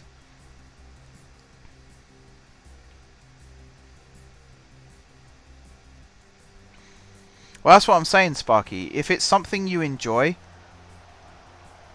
I'm trying to think of a diplomatic way of saying it, because it might sound a bit harsh, but it can't just be something where you go, like, you wake up in the morning and go, oh, I'm going to make a game today. It doesn't work. You will fail if you do that.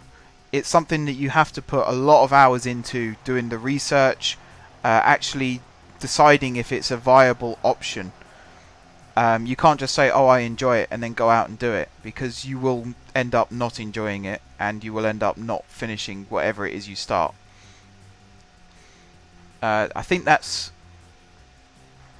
why I like what XVI is doing, is because there is 5 of us. So if it was just me and one other person, say, I probably would have lost interest by now and it would have failed, because there's a lot of hurdles that you've got to get over. Because there's 5 of us, we're all working on it, we're all pulling in the same direction, and we've all got our own areas of expertise. It's actually working out quite well. But even now, like the first project, we're still debating what it's going to be, how long it's going to take, and we're looking at upwards of a year to actually get it all done. So it's whether you can dedicate a year of your life to something and work on it every single day for 6 to 12 hours a day. That's the question. There you go. There you go. What happened to wanting to be a teacher anyway? You don't have to jump from one thing to the other pretty damn quickly.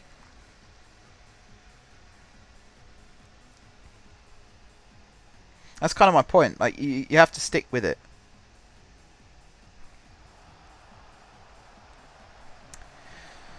Alright, football. Billericay.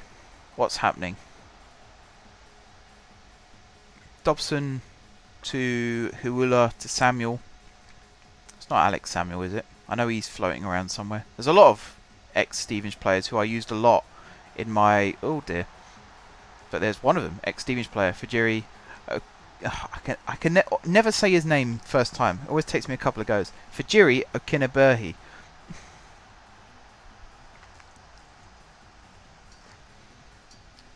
Go on, humour me. What different route are you going down?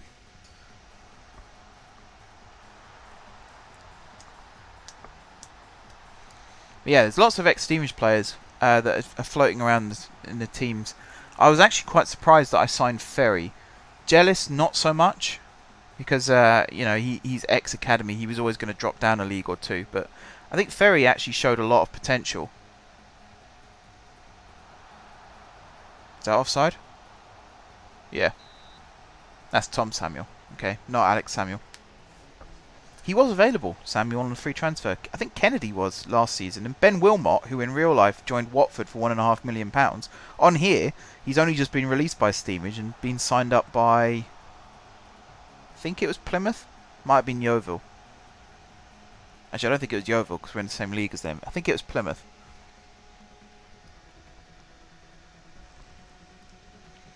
But that was a real shock when I saw Wilmot was still at Stevenage, because I could have sworn he would have been signed up. He was in my Stevenage career, actually. If you go back and watch the series, he was bought by Sheffield United for a lot of money. And then I got even more money when Burnley then signed him from Sheffield United. And I had the sell on.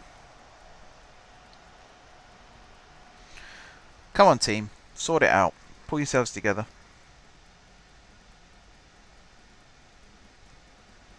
Lee. Nice ball to Ferry. Greenwood in acres. I think he wanted that along the ground, actually. Ferry, not at chest height. Wasted opportunity there. Looks like we're going in all square at the break. Apparently I won't be too disappointed by that. I'm actually very disappointed by that, because I see it as we threw away a good lead. We almost ended up going behind. Where are Billericay in the league? 17th. We should be winning this easily. We are very quickly losing our position in the playoffs.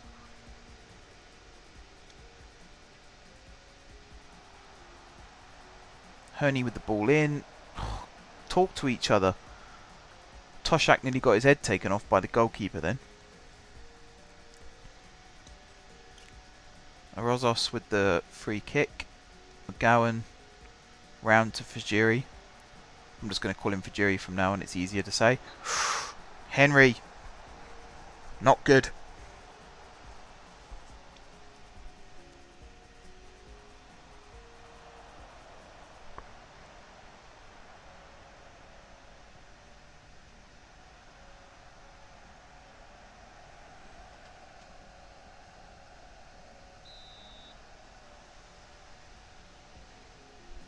Okay, so correct me if I've got this wrong, Sparky, but I'm seeing it as you still want to be a teacher, but you're going to get into teaching via the army. Which means you will end up potentially going on tour to places that you otherwise wouldn't go to, just so that you can come back and be a history teacher. Is that sensible?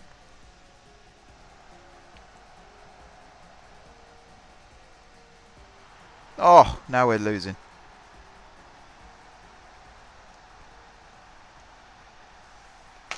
And again, someone scoring their first ever goal for the club against us. I'm going to go back to the 4-2-3-1 after this game, I think.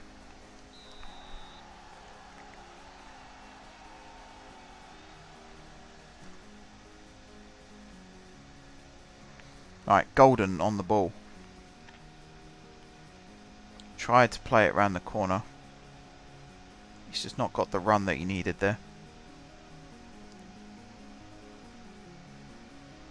I mean, if you want to go in the army, Sparky, then massive respect. But again, you got to do it for the right reasons. And you certainly have to stick at that. You can't just quit part way through. I don't even think they let you these days, do they?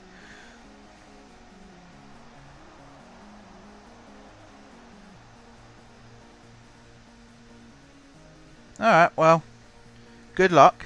Hopefully it all goes well and you come back in one piece. And then good luck with the teacher training as well. There are easier ways to become a teacher. Just so you know. There are easier ways. Alright, Greenwood's gone off. Wanger's come on.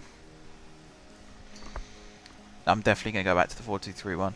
I've not got enough quality and depth in the striker position.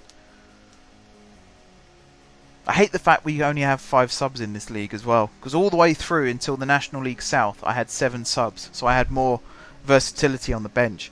And then when I got into the National League, you have to just have 5 subs. And you never realise what a difference 2 substitutes makes until you can't use them anymore.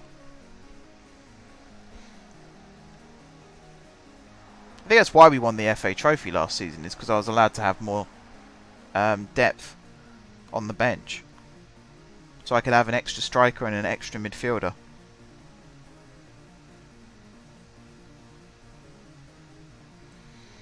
I have to serve minimum 4 years, but we're only in Africa, Poland and Canada at the moment, so luckily no active wars. I suppose there could be worse times, but then you don't know what's going to happen in the next 4 years.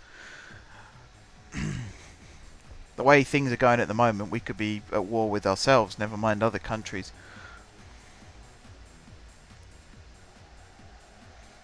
Oh, Samuel's chasing it down. Offside, good.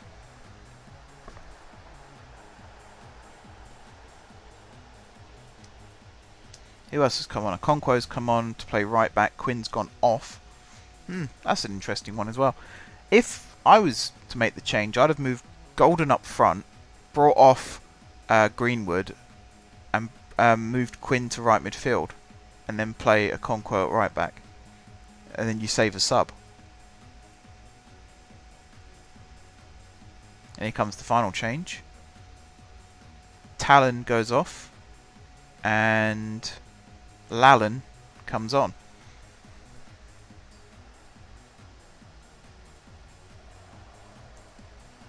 So we must have gone 4-3-3. Okay. So is it Lee, Golden and Voanga up front? Fairclough, Lallen and Ferry in midfield, and then Lee, Toshak, Foster and Okonkwo across the back. Okay. So what's going to happen in the 85th minute, if we're still losing, is one of Okonkwo or Lee. Ah, there you go. Maybe not. Actually, no, because if it's still drawing, it will still do it. One of them will end up front.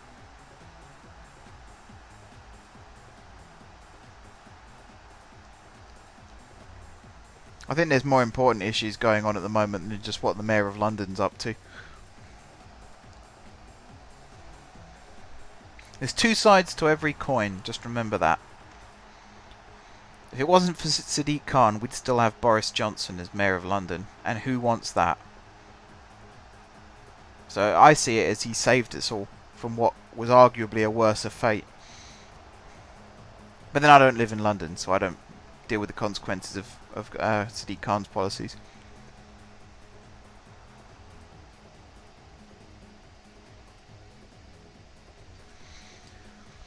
Alright, Lallen running through, hits the shot. Oh, what a finish.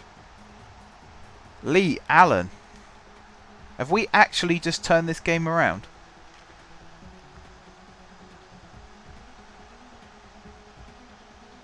Okonkwo with the hoof down the line.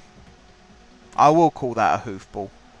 I think it was just a coincidence that Lallen was running onto it. What a beautiful thunderbolt of a drive into that top left corner, though.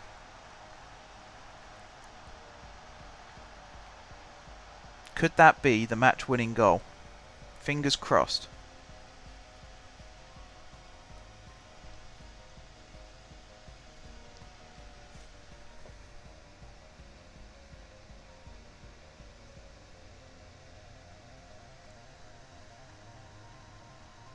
People in the chat, if you haven't said hi yet, feel free to do so.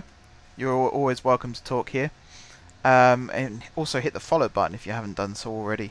You can also tip some bits if you would like to. They're very much appreciated, but it's not compulsory. Or you can subscribe as well if you haven't done that already. And be sure to check out the YouTube channel. Let me put the link for that, actually. Is it that? Yeah. If you go over to there and subscribe to the YouTube channel as well, then you'll be able to watch all of this stream again on Tuesday evening when it gets uploaded.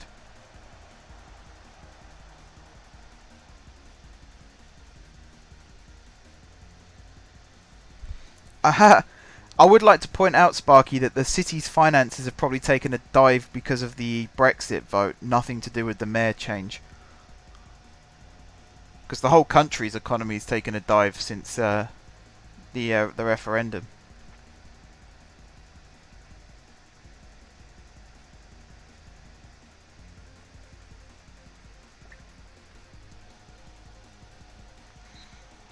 I mean, yeah, Boris had his good points. Believe it or not, I think he was a good mayor. He did what he had to do. He made some unpopular decisions as well. And he had these, like Boris Island, the sixth London airport, the one that was supposedly replacing Heathrow. That was a stupid idea. That's someone who just has this fascination on a project. A bit like Michael Eisner at Disney. He's so fixated on the project that the cost and the logistics of it meant nothing to him. But he did tackle crime, like you say.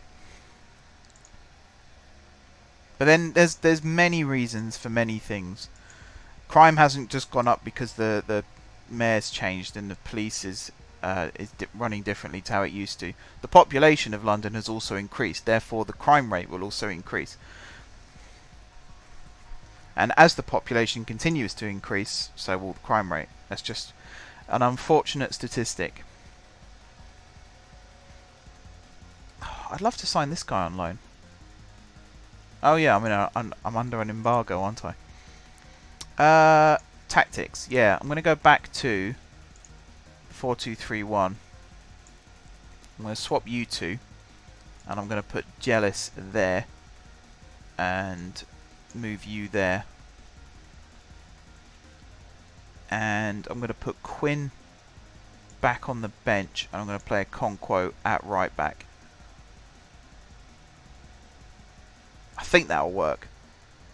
I think that'll work. I feel bad putting Talon there as well, actually. But we've not got any other options. Sorry, buddy. Should I put all the links?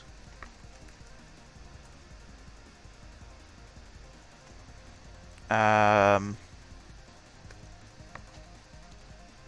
to remember them all. There's that one. Has Moobot been posted? I think it has. Oh, the Twitter one just came up. No, made it come up again. Oops.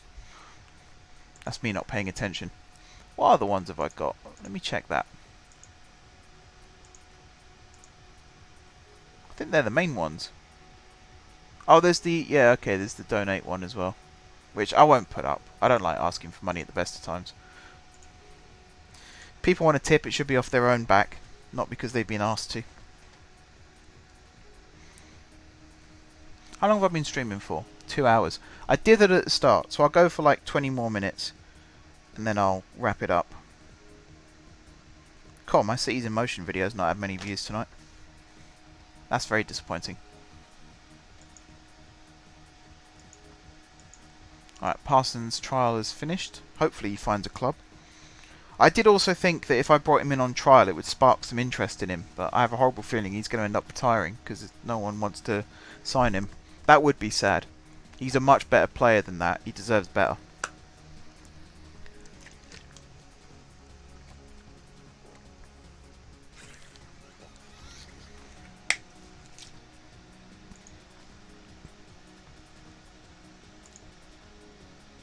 Oh, brilliant. Jealous is injured. Okay, slight switch.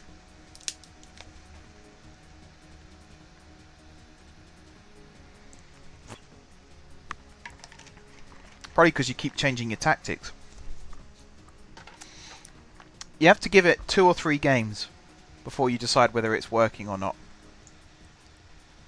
That's what I tend to do. Not always. Sometimes I do lose my discipline a little bit. But I always try and give it a chance to work before I dismiss it and change to something else. I haven't got a single midfielder that can also play. Oh, actually Lee can. He can play as an attacking midfielder. Okay, we'll try this.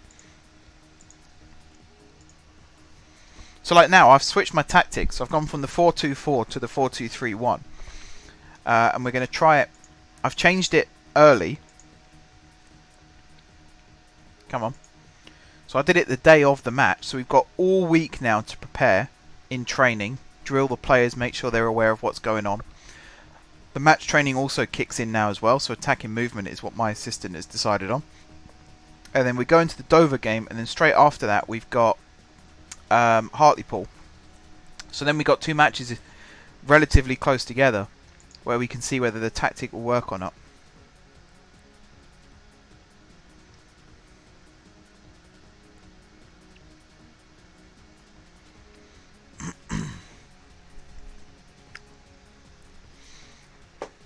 Yeah, you just got to look. You just got to keep looking. Keep signing players on trial. Just any time a free agent comes up, bring him in on trial and have a look. Sometimes you will come across a gem. I mean, every league that I've played in on this save, I've been the team with the lowest money. And it's just about getting the right group of players to play the right way at the right time. And you can end up winning a title. Sometimes, like when I did the basics series on FM, I sort of put a disclaimer at the start and said, you know, this might work for you if you follow my advice. It might not. Sometimes I do it through pure skill, like I just know what works. I've played the game long enough that I know how to win certain leagues. Sometimes it's pure luck. I just happen to stumble across something that works. Like my tip for if you're starting in level 10 is always sign Alex Dinsmore. Always sign Dinsmore, always sign Clifton, always sign Parsons. They will bag you the goals you need. Then if you just get a half decent defence, you will win the league because you won't be able to concede as many goals as those 3 will score together. And I came across all 3 of them by accident. Yes, I have seen about Billericay. I wouldn't say that they're screwed. I would ask you to keep language to a minimum as well, if that's possible.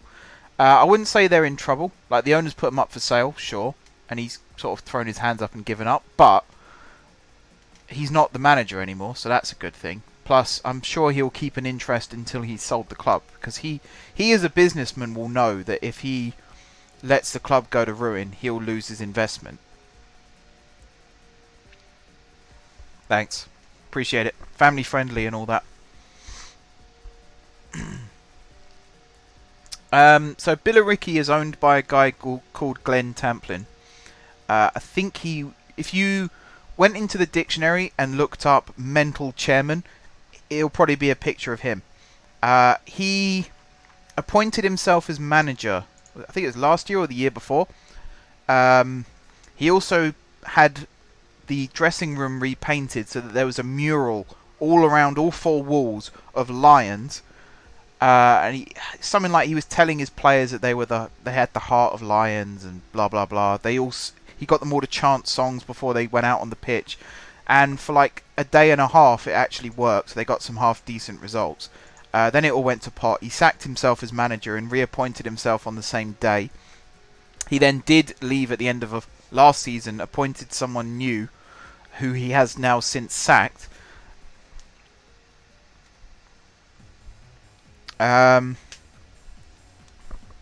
And then I think the recent one was he was at the game, and then after the game he gave an interview, I think it was. And lots of people like contacted the police and said they saw him doing cocaine at the stadium. So the police interviewed him. The club then uploaded an audio clip of that interview to their website to try and disprove that he was on drugs. But all that did was encourage more people to say that it sounded like he was on drugs. And now he said that the club, owning the club and running the club, is affecting his health and his family. And he no longer feels like he can do it. So he's put the club up for sale. It's a sad end. I do think he's one of the most mental people in football. But I don't think anyone deserves the abuse that he got.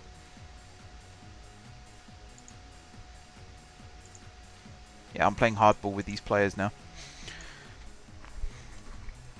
Every owner says that they're not going to invest anymore, though. He knows as a businessman, he set up his own steel company and made a lot of money and bought a football club. So yeah, they got high wages. They got players like Jamie O'Hara that plays there still.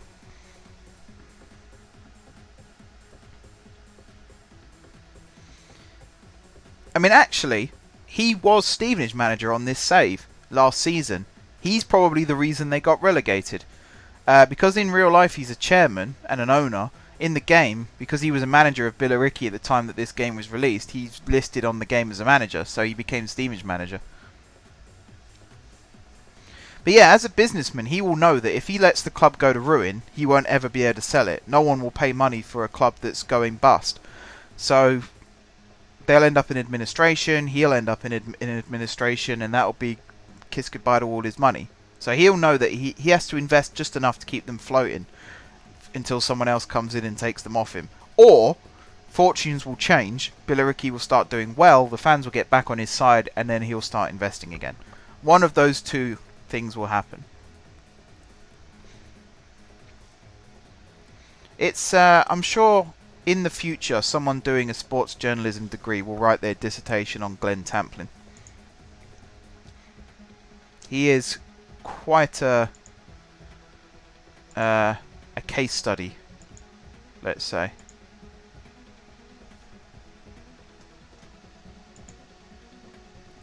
So this is what I do, Sparky. This is how I find players. So obviously this guy's no good, so I'm going to discard him.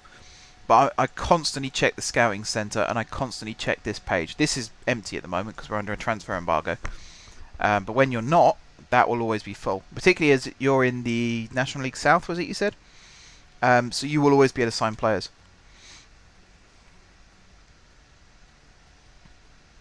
Where are they these days?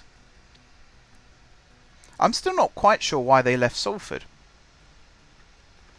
Something happened between promotion and start of the season. Oh, you're in the national. Well, you can still sign players outside of the transfer window. Chester. Oh, well, that'll be why then. Chester have been in trouble for years.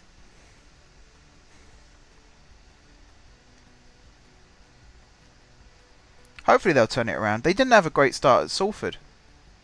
They lost their first 5 games, was it? Okay, they ended up doing well at the end of that season, but the start wasn't great.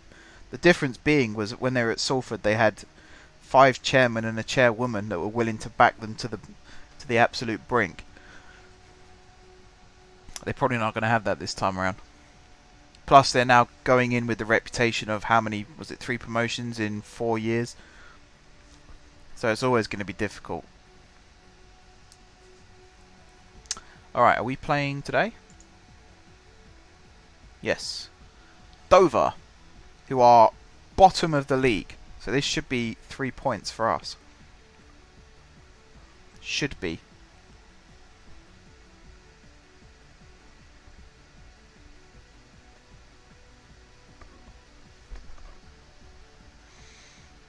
I'd like to know your source for that first bit.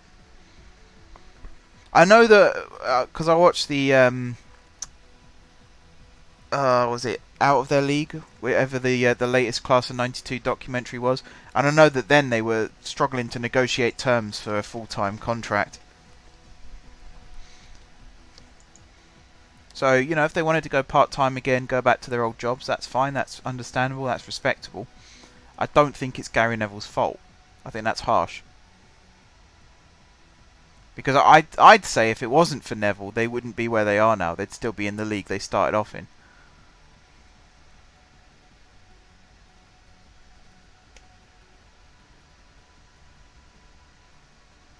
Oh, God. People don't understand football, do they?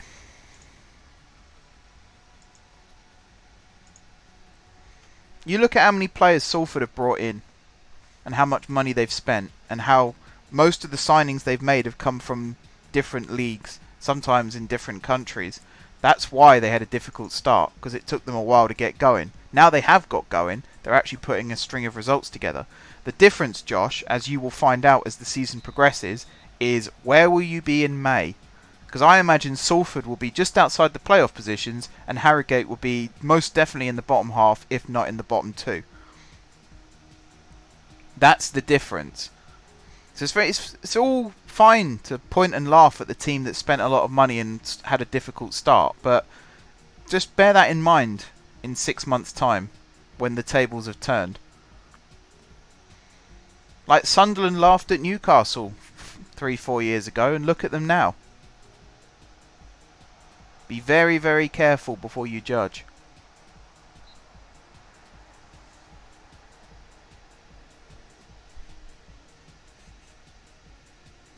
Well, okay. That's their choice. Graham Alexander certainly doesn't seem to mind.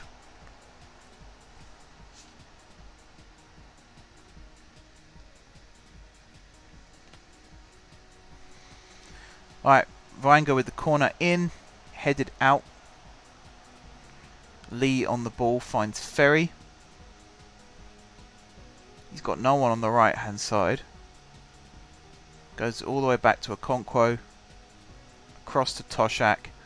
Into Fairclough. Wenger, nice pass to Lee. Wide of goal.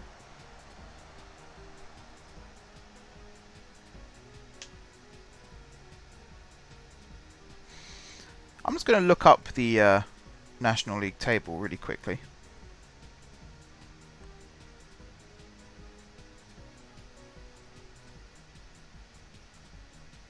I want to see just how much can't get my words out. How much better Harrogate are doing.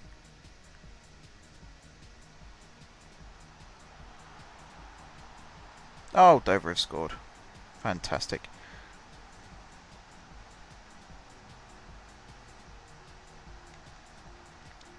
Salford are 9th. Harrogate are top. Salford are 4 points behind you, Josh. Are you sure you want to start bragging about how great Harrogate are?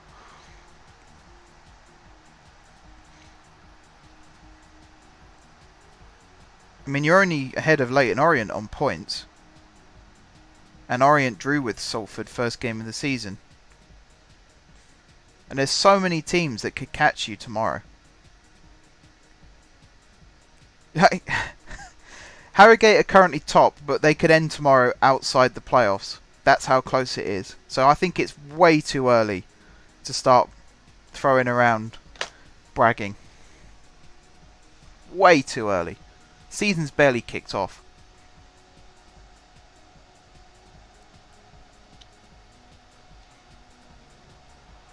Oh, God. What is it with our team? We concede once and then the second one just goes flying past minutes later.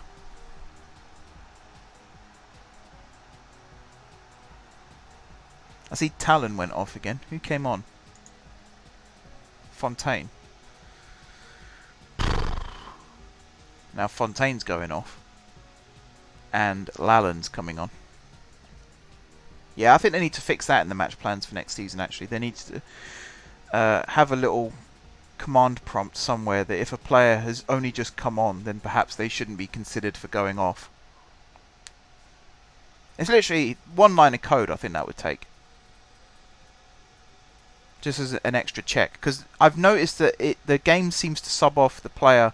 Like if you've got two strikers and the match plan brings one of them off and brings on a sub, it's normally the one with the lower rating that goes off. That was a good finish, by the way, from Golden.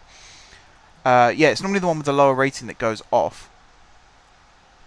So I think it's like it runs a little command to check like who's the worst player, what position do they play in, blah blah blah. So if they just have a little one line extra that just says were they brought on as a sub in the last 20 to 30 minutes, something like that, and if the answer is yes, then jump to the next player and bring them off. Because look, we're 37 minutes in and we've now made all 3 subs because of the match plan. It seems like a little bit of a... Like, the match plans is a really good feature, I like it, but it's just one little flaw that sort of undermines it. Who came on anyway? Fairclough came on, and... No, sorry, Fairclough went off. Greenwood came on.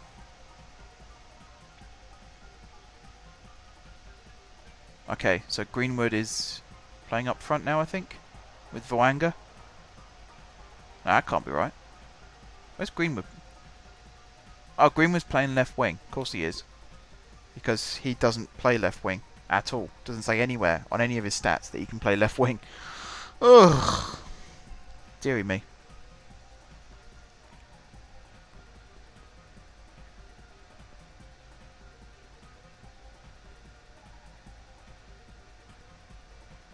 Not sure what's happening. Okay, we're going back to that. So Greenwood is still playing left wing. Voanga behind Lee. Golden on the right. Ferry and Lallen in midfield. And then the same back 4. Alright, second half.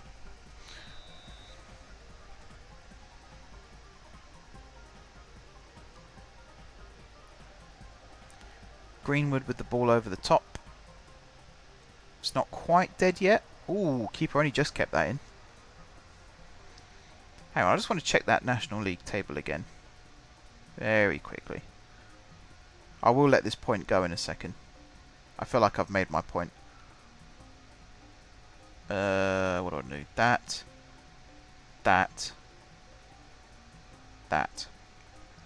So, Harrogate's goal difference is 11. Salford's is 4. So they could catch you in 2 games. Yeah. They could very easily catch you in 2 games. Let's give it a month. We'll come back in a month and we will re-evaluate the league table. God, they're playing some nice stuff. Henry with the save. Alright, the system change for me has worked a little bit in that we're only 2-1 down at the moment.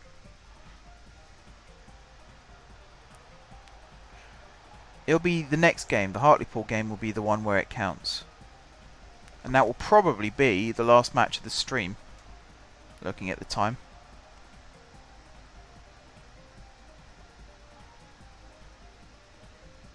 Yes, they're playing that stupid upside down Christmas tree formation.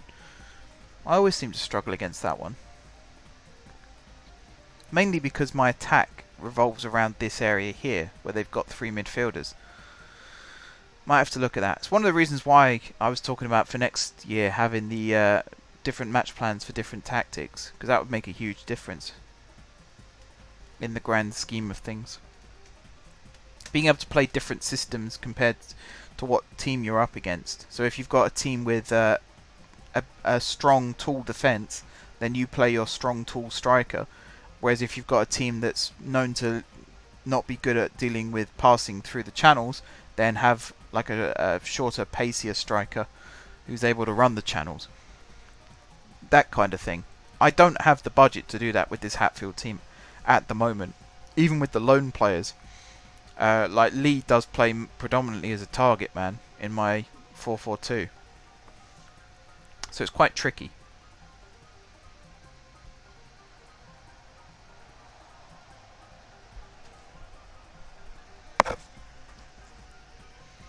Anyway, 20 minutes of this game to go. We are still a goal behind.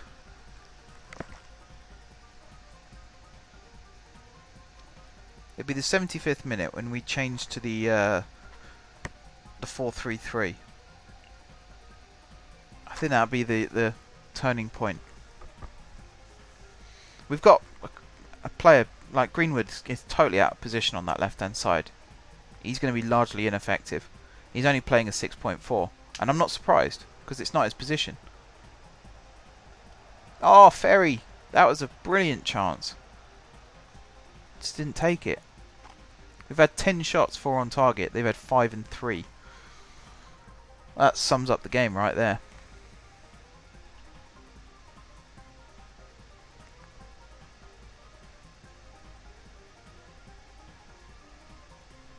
Come on.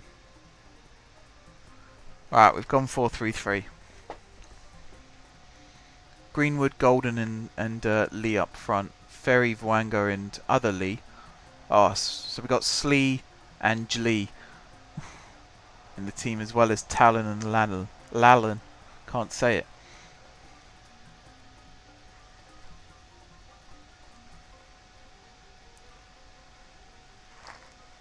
Come on, lads. Maybe the 3-4-3 will help. Foster to Jlee. Swings it into the back stick to Slee. There we go. That's more like it.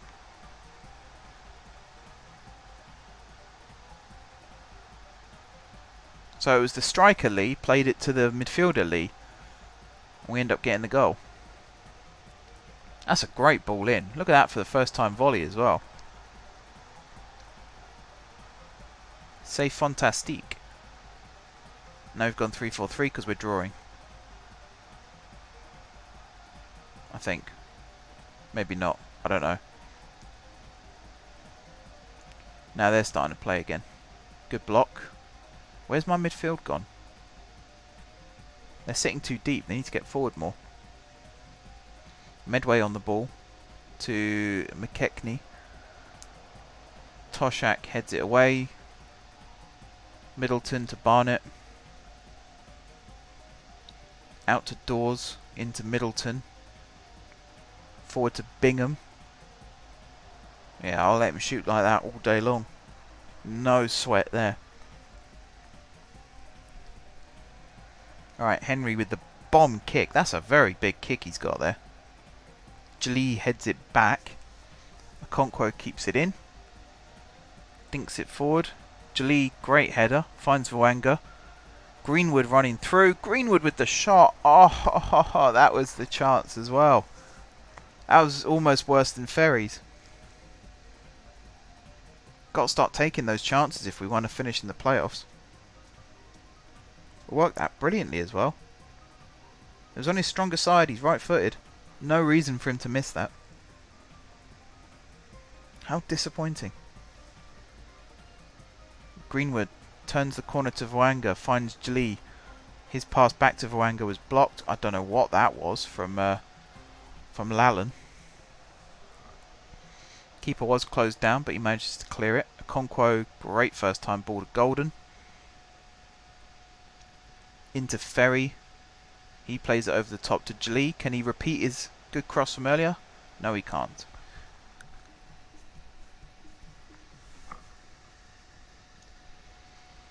We got 1 minute of injury time left.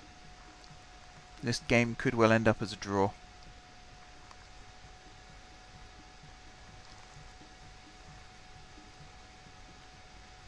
I'm just waiting for the whistle now. Ball over the top.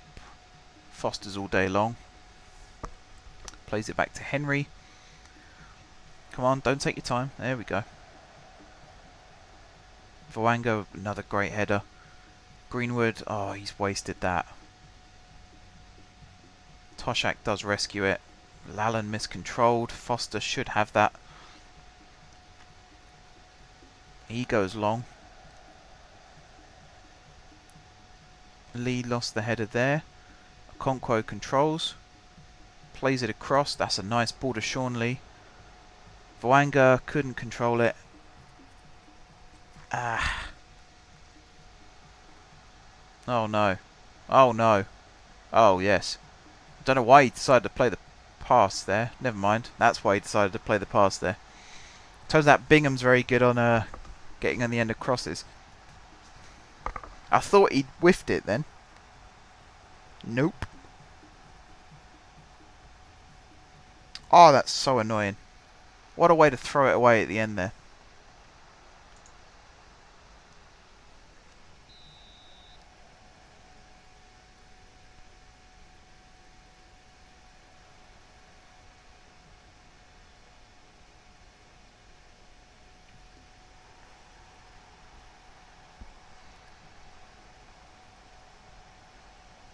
There we go. Full time.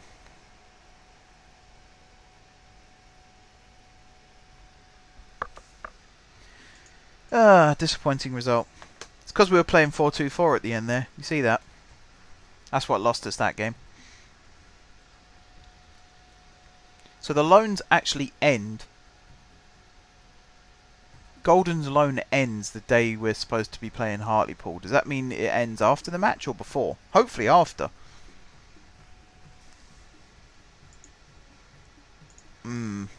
That's the risk. Wow, that's such an annoying defeat. We did so well to come from 2 goals down as well. If the team keeps showing that belief, we've got a lot of youngsters in the squad, and maybe that's part of the reason why we're making mistakes, because they are young. I mean, I'll show you the ages of some of them. So I mean, Ingram's 21, Okonkwo's 19. They've both been here for 2 seasons now. Come down here though, you've got Toshak's only 19. Paul is 22. Wanga's 21. James Lee is 17. Morrison, who actually... Why have you not... Oh, you're on... Yeah, I know why. I've not been seeing you. Spencer's only 18. Yeah, he's done well. He's done well. Win percentage is only 55 for him, though. So we only won half the games he's played. But then that's probably because we've only won half the games this season. So, Okonkwo's on internationals again. So, and Ingram's still suspended. So it looks like it's going to be Alexander playing right back again. Okay. What else was I going to change? Oh yeah, you two need to swap. That might be part of the reason as well. And I might put Morrison on the bench instead of Greenwood. And do that. We're going to try that. So we'll keep the same system, but we'll switch around a couple of the players. And see if that makes a difference. You never know.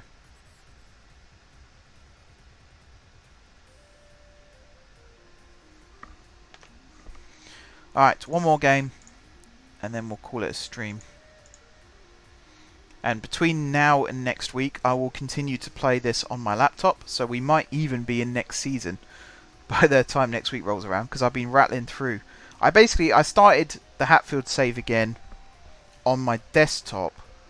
I think it was just after I finished my final piece of work for uni. So it would have been June. Late June. Might have been early July actually, so it's been a couple of months. But I played it for like a week and then stopped for a bit. And it was only like 4 weeks ago that I really started playing it again. And during my time off the last couple of weeks, I've been playing it pretty much, 3 hours a day, every day kind of thing.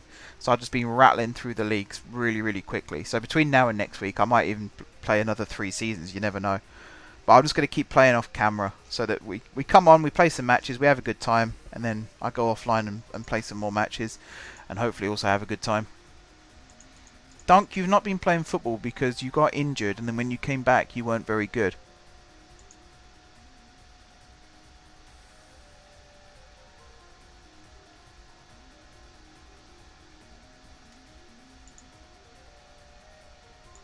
Alright, Dunk's on his way out. I'm playing hardball with players that come in and moan like that because it's like in life, if someone wants to criticise me for something, then I always feel like they need to have something to back it up with. And if they haven't got that, then they have no leg to stand on, as it were. Same with this. Like, if he wants to come to me and tell me that I'm not playing enough, then he's going to have something to fall back on. And his performances when he has played particularly at the back end of last season. He came back from injury and we lost every game he played. So it's not entirely his fault, but he certainly wasn't bringing us much luck down that left-hand side. And okay, I've not got much down the left-hand side at the moment. Actually, do you know what? I was thinking about that.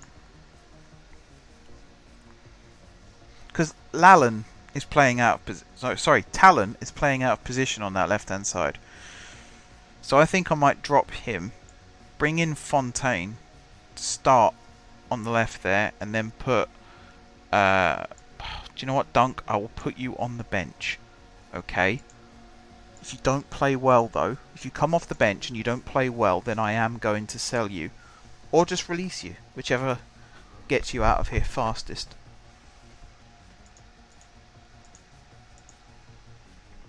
Right, Neville, whichever Neville that is unhappy with a loan agreement of the player that I have actually just put on the bench and will probably come off the bench during the game because he is the only striker option we've got.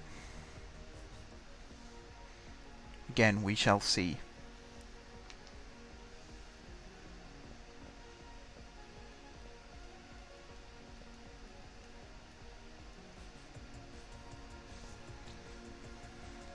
Alright, is it match day? Yes, it is.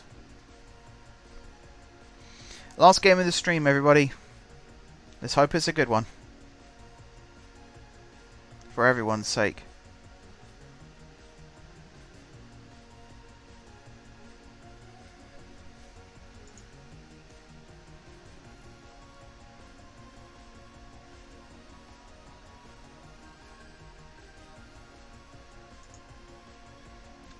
No news on the takeover either.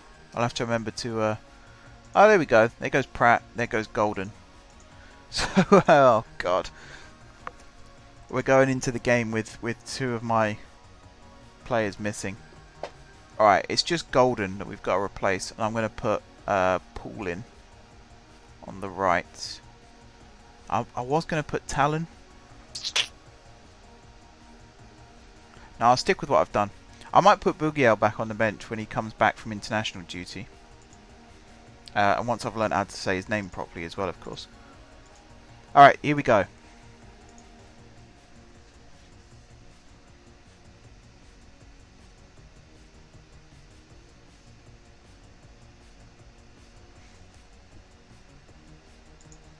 So we're in our Crystal Palace inspired away kit for this match. Playing Hartlepool. They got a pretty full stadium actually.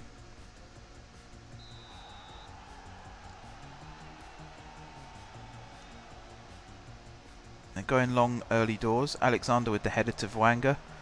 Plays it out to Paul. Alexander to Fairclough. Vwanga. Ferry. Ooh, tried to play it into Vwanga.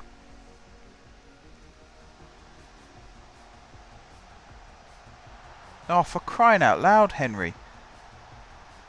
Sam Allardyce is that. Sam Allardyce with the goal. Well, there you go, ladies and gentlemen. That is a turn up for the books. Sam Allardyce plays for Hartlepool.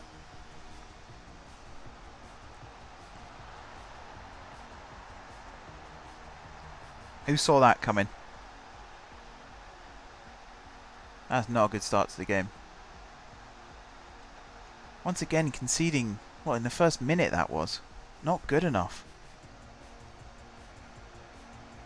I actually thought this season might be a good season for us. But we have not started very well at all. We're going to struggle. I can feel it now. We are going to struggle. Lee played in over the top. Forces a save. Yeah, having a 17-year-old leading the line as well. It's not like Harry Kane for Spurs. This is completely different.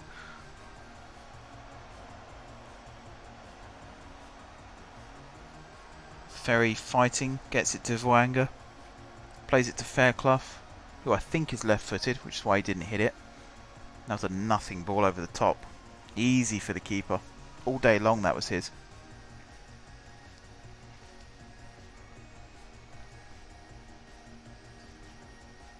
Right, Shepherd with the throw. Throws it to Alabi. Cross comes in. There's the header. There's the goal. And we're 2-0 down. Who's at fault? Like, I don't think we've got low ratings, have we? No, there's 6.6. It's pretty good. So I'm not sure what's going on here.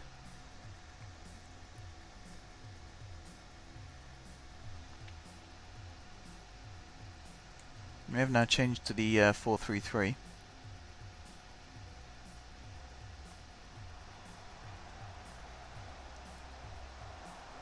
He's just...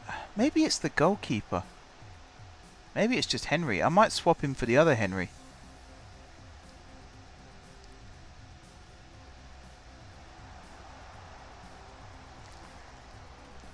Even that wasn't the most convincing catch.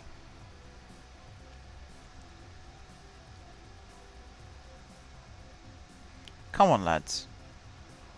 Ferry with the ball in. Not a bad header there. I think it was Foster. It might have been... I think it was Foster. It certainly began with an F. I don't think it was Fairclough. Yeah, it was Foster. Just watched it back on my laptop. You know, we've dropped to 10th.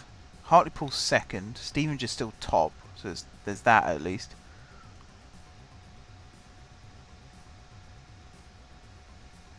Their keeper kicks it long. Toshak. We got two players going for the same ball all the time as well. It's not very efficient. Good tackle from Alexander.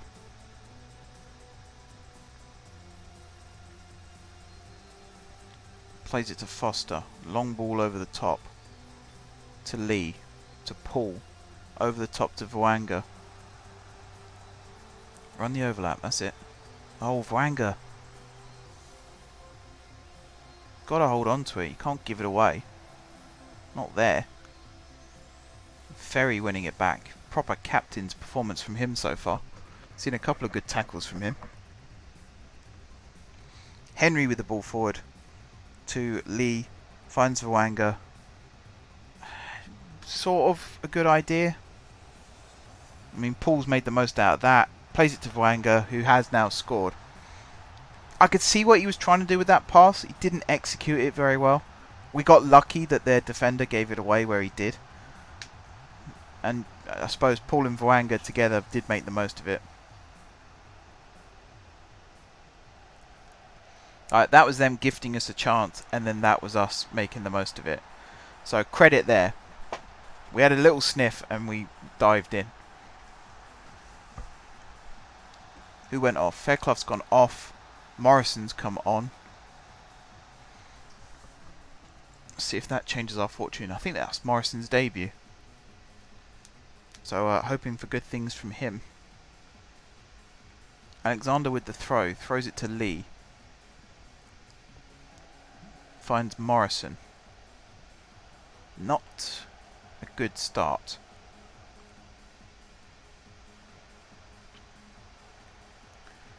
Foster to Sean Lee over the top. Voanga brings it down. Was tackled, but Fontaine with the cross. Voanga with the shot, and we've equalised. That's so much better, boys. So much better. There's me criticising Voanga, and he's gone and scored a brace. Perfect response. Wasn't a good cross from Fontaine either. I will say that. Yeah, we scored, but this was not a good cross. He played it behind. Well, not behind. He played it short of the two back post runners. Maybe there should have been someone running near post. That person arguably would have been Voanga, but he played the ball to Fontaine, and that's why he was slightly behind play. Alright, we've gone back to the 4-2-3-1. That might be bad, actually. Not sure if I want us to do that.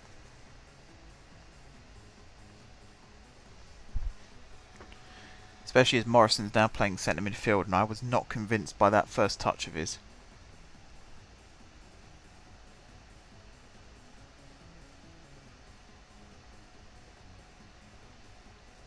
Alright, 10 minutes to go till half time. Long ball forward from them. Free kick on the edge of the box. Surely just a yellow. Surely just a yellow. There was a covering man, I'm sure of it. God, there's a height difference there, isn't there? Just a yellow. There must be a reason why they're showing us that, though. They're either going to score from the free kick or he's going to get a second yellow. He's going to get a second yellow. I mean, I could just sub him off now and not get him a second yellow.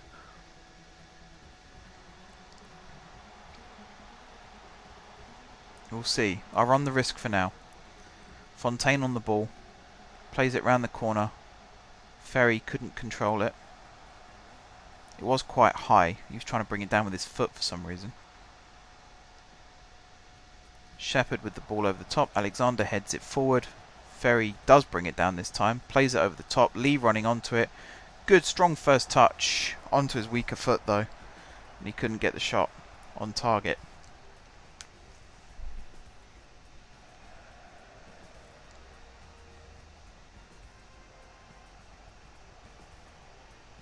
Right, Sean Lee. Back to Henry. Sort of strokes it over to Paul. Alexander into Morrison. Back to Alexander. Could have played it down the line there if Paul started running. We've got the ball in a tight area at the moment. We need to get it out. Good link-up play. I think we got a little bit lucky there. It came through to Lee. He couldn't make the shot count. I still get a little twitchy when we're playing the ball in those really tight areas. Again, though, I admire the attempt from the team there.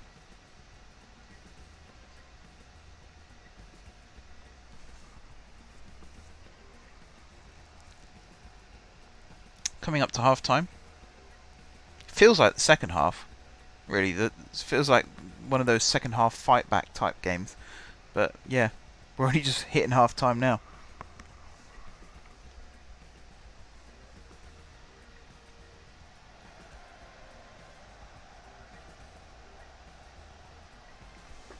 Right, Fontaine into Vwanga. First time pass to Lee. That's what Lee normally does.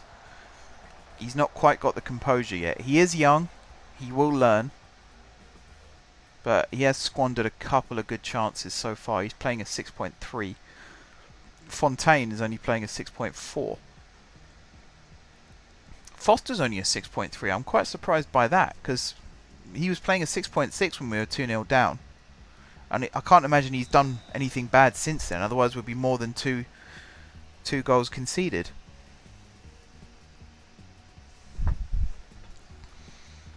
Right, Vwanga to Ferry. Into Lee. Again, he just needs that little bit more composure before he takes the shot on. He will learn. I'm sure of it. We have gone 4-4-2. Who is it? Vwanga and Lee up front. Cross comes in. It's to Morrison. Hits the shot. Oh, he forced a good save there, actually, out of the keeper. Not a bad effort. He's doing well now. He's improved. 6.7. Pull the cross. Lee heads down. Lee heads down. We've got to remember we've got both Lees out there. Alexander is chasing this down. Looks like he's running in treacle with a parachute on his back, but there you go.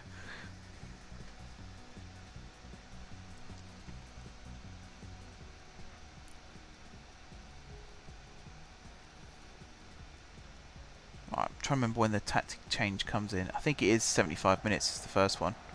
If it's still a draw, we go to a bit more attacking, and then in 85 minutes we go to a formation change.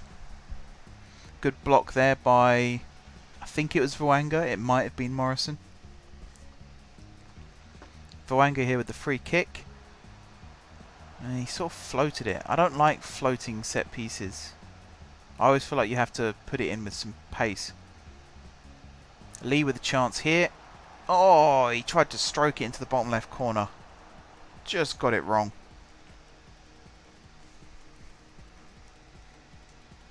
Come on, lads.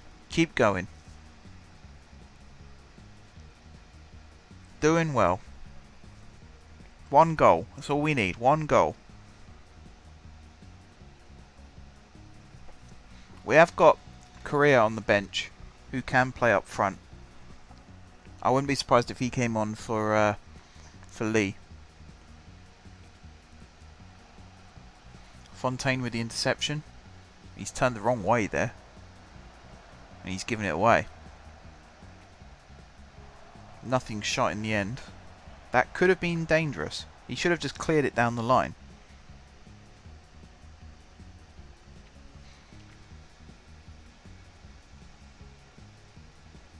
Alright, our throw in. Slee with the throw. Throws it to Vwanga. Back to Slee. Swings it in. Headed away by the defender. Morrison brings it down. Finds Vwanga. Oh boy. That was a shot, was it? Oh boy. The less said about that, the better, I think. Come on, match plan.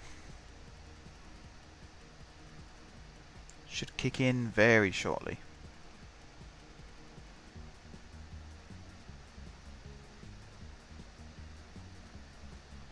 Any second now. Alright. Alexander with the throw. I don't really know what he was trying to do with that. Foster heads it to Ferry. He's got a good level head. Morrison with the ball over the top. Vwanga is chasing it. Could we force a mistake? Keeper does clear it long. Ferry again, nice and composed to find Jlee. Vwanga to Morrison. Back to Jlee. Ah, he should have crossed it. Vwanga was through for a hat-trick. He went for goal instead. Striker's instinct, I suppose. But in hindsight, should have passed it. Ferry's gone off. And Lallan's come on. Pull with the corner. Headed away. Morrison should recycle it. Plays it to Lallan. Foster. I suppose I don't have to call him Lallan since Talon isn't on the bench or in the squad at all.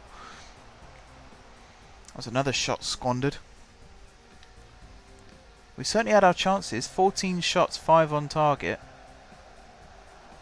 We need to get more shots on target. That's one of the key things. Morrison's given it away in a bad area. Foster did well to win that back. I'm not really sure what Morrison was doing there. He somehow got it through the pool. Was that a shot? I hope that wasn't a shot.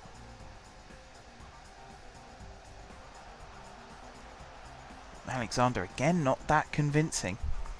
Somehow we got away with that. I think that was a shot from Paul. I just watched it back. Way too much power on it to be a cross.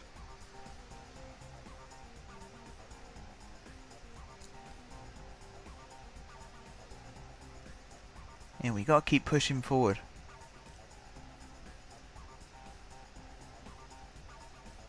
We should change to the... I think it's a 4-3-3 when we're drawing. Trying to get a win. So I imagine Paul will move up front and Fontaine will move back into midfield.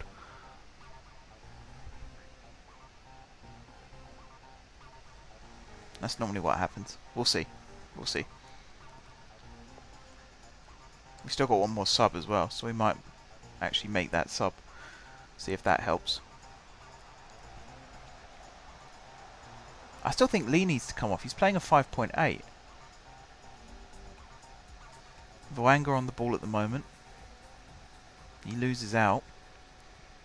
There was no runner going forward. Oh, see, that's what I mean. That is what I mean about these stupid penalties that we keep giving away. I don't think there's no tactic that I can do, because I'm pretty sure I haven't got get stuck in switched on. I'm pretty sure I've got stay on feet, and he didn't even go to ground. He just lunged, and there we go. Now we're losing.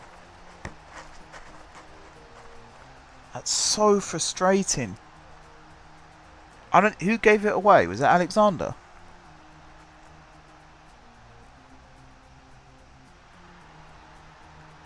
Ah, that's really bad. Really bad.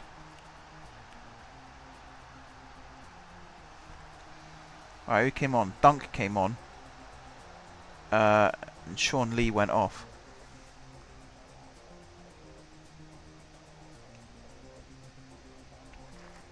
That's so annoying.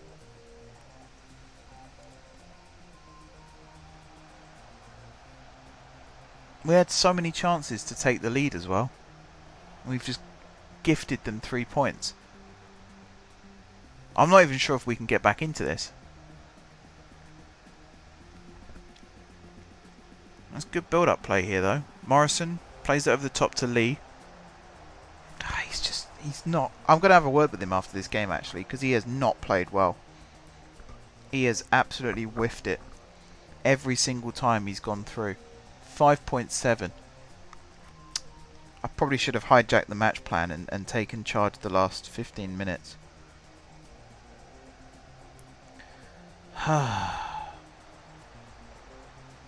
Good challenge, Toshak. Boots it long. There's going to be a whistle soon. Toshak's now been beaten. Cross comes in. Henry somehow got there.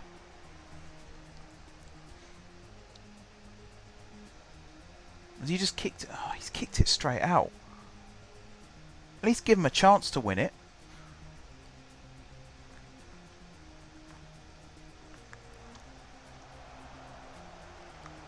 That wasn't a good header either. Between the white lines, please.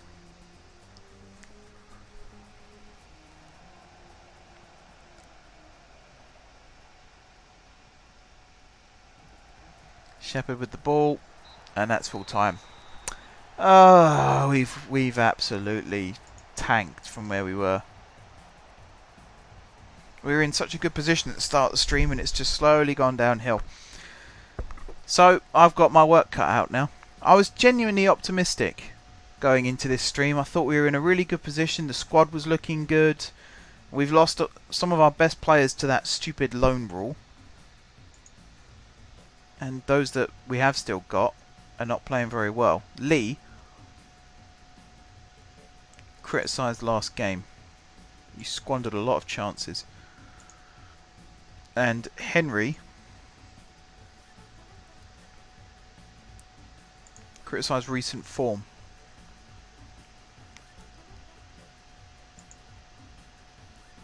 Alright, at least they agree. Who else played bad? No one else, really. I think that was it. Alright, so next game, what I'm going to do is I'm going to drop Lee for a match. I'm going to play Greenwood up front. Is there anyone else? Ingram can come back in at right back, so that should strengthen us there a little bit more. I'm tempted to bring Talon back in as well. I'll leave it as is for now. Alright then everyone, that will be the end of tonight's stream. Like I said to Josh earlier, tomorrow there may or may not be a GTA stream. You'll have to check my Twitter in the evening for that, because I've got a really busy day tomorrow, so I don't know what state I'm going to be in by the time 8 PM rolls around. Regardless of whether or not there's a stream, the video for this will be up on Tuesday coming, and then other normal service should resume. Thank you very much for watching. Thanks to Sparky and also to Josh for coming in and watching. Thanks to Sparky as well for the bits. It's always very much appreciated when people tip or donate. If you're watching this on Twitch, on the playback, don't forget to hit the follow button. If you're watching this on YouTube, don't forget to hit the subscribe button, and also give the video a big thumbs up as well. It's always nice to know when you make something that people enjoy watching. Besides that, thank you very much for watching, and until next time, I will see you soon.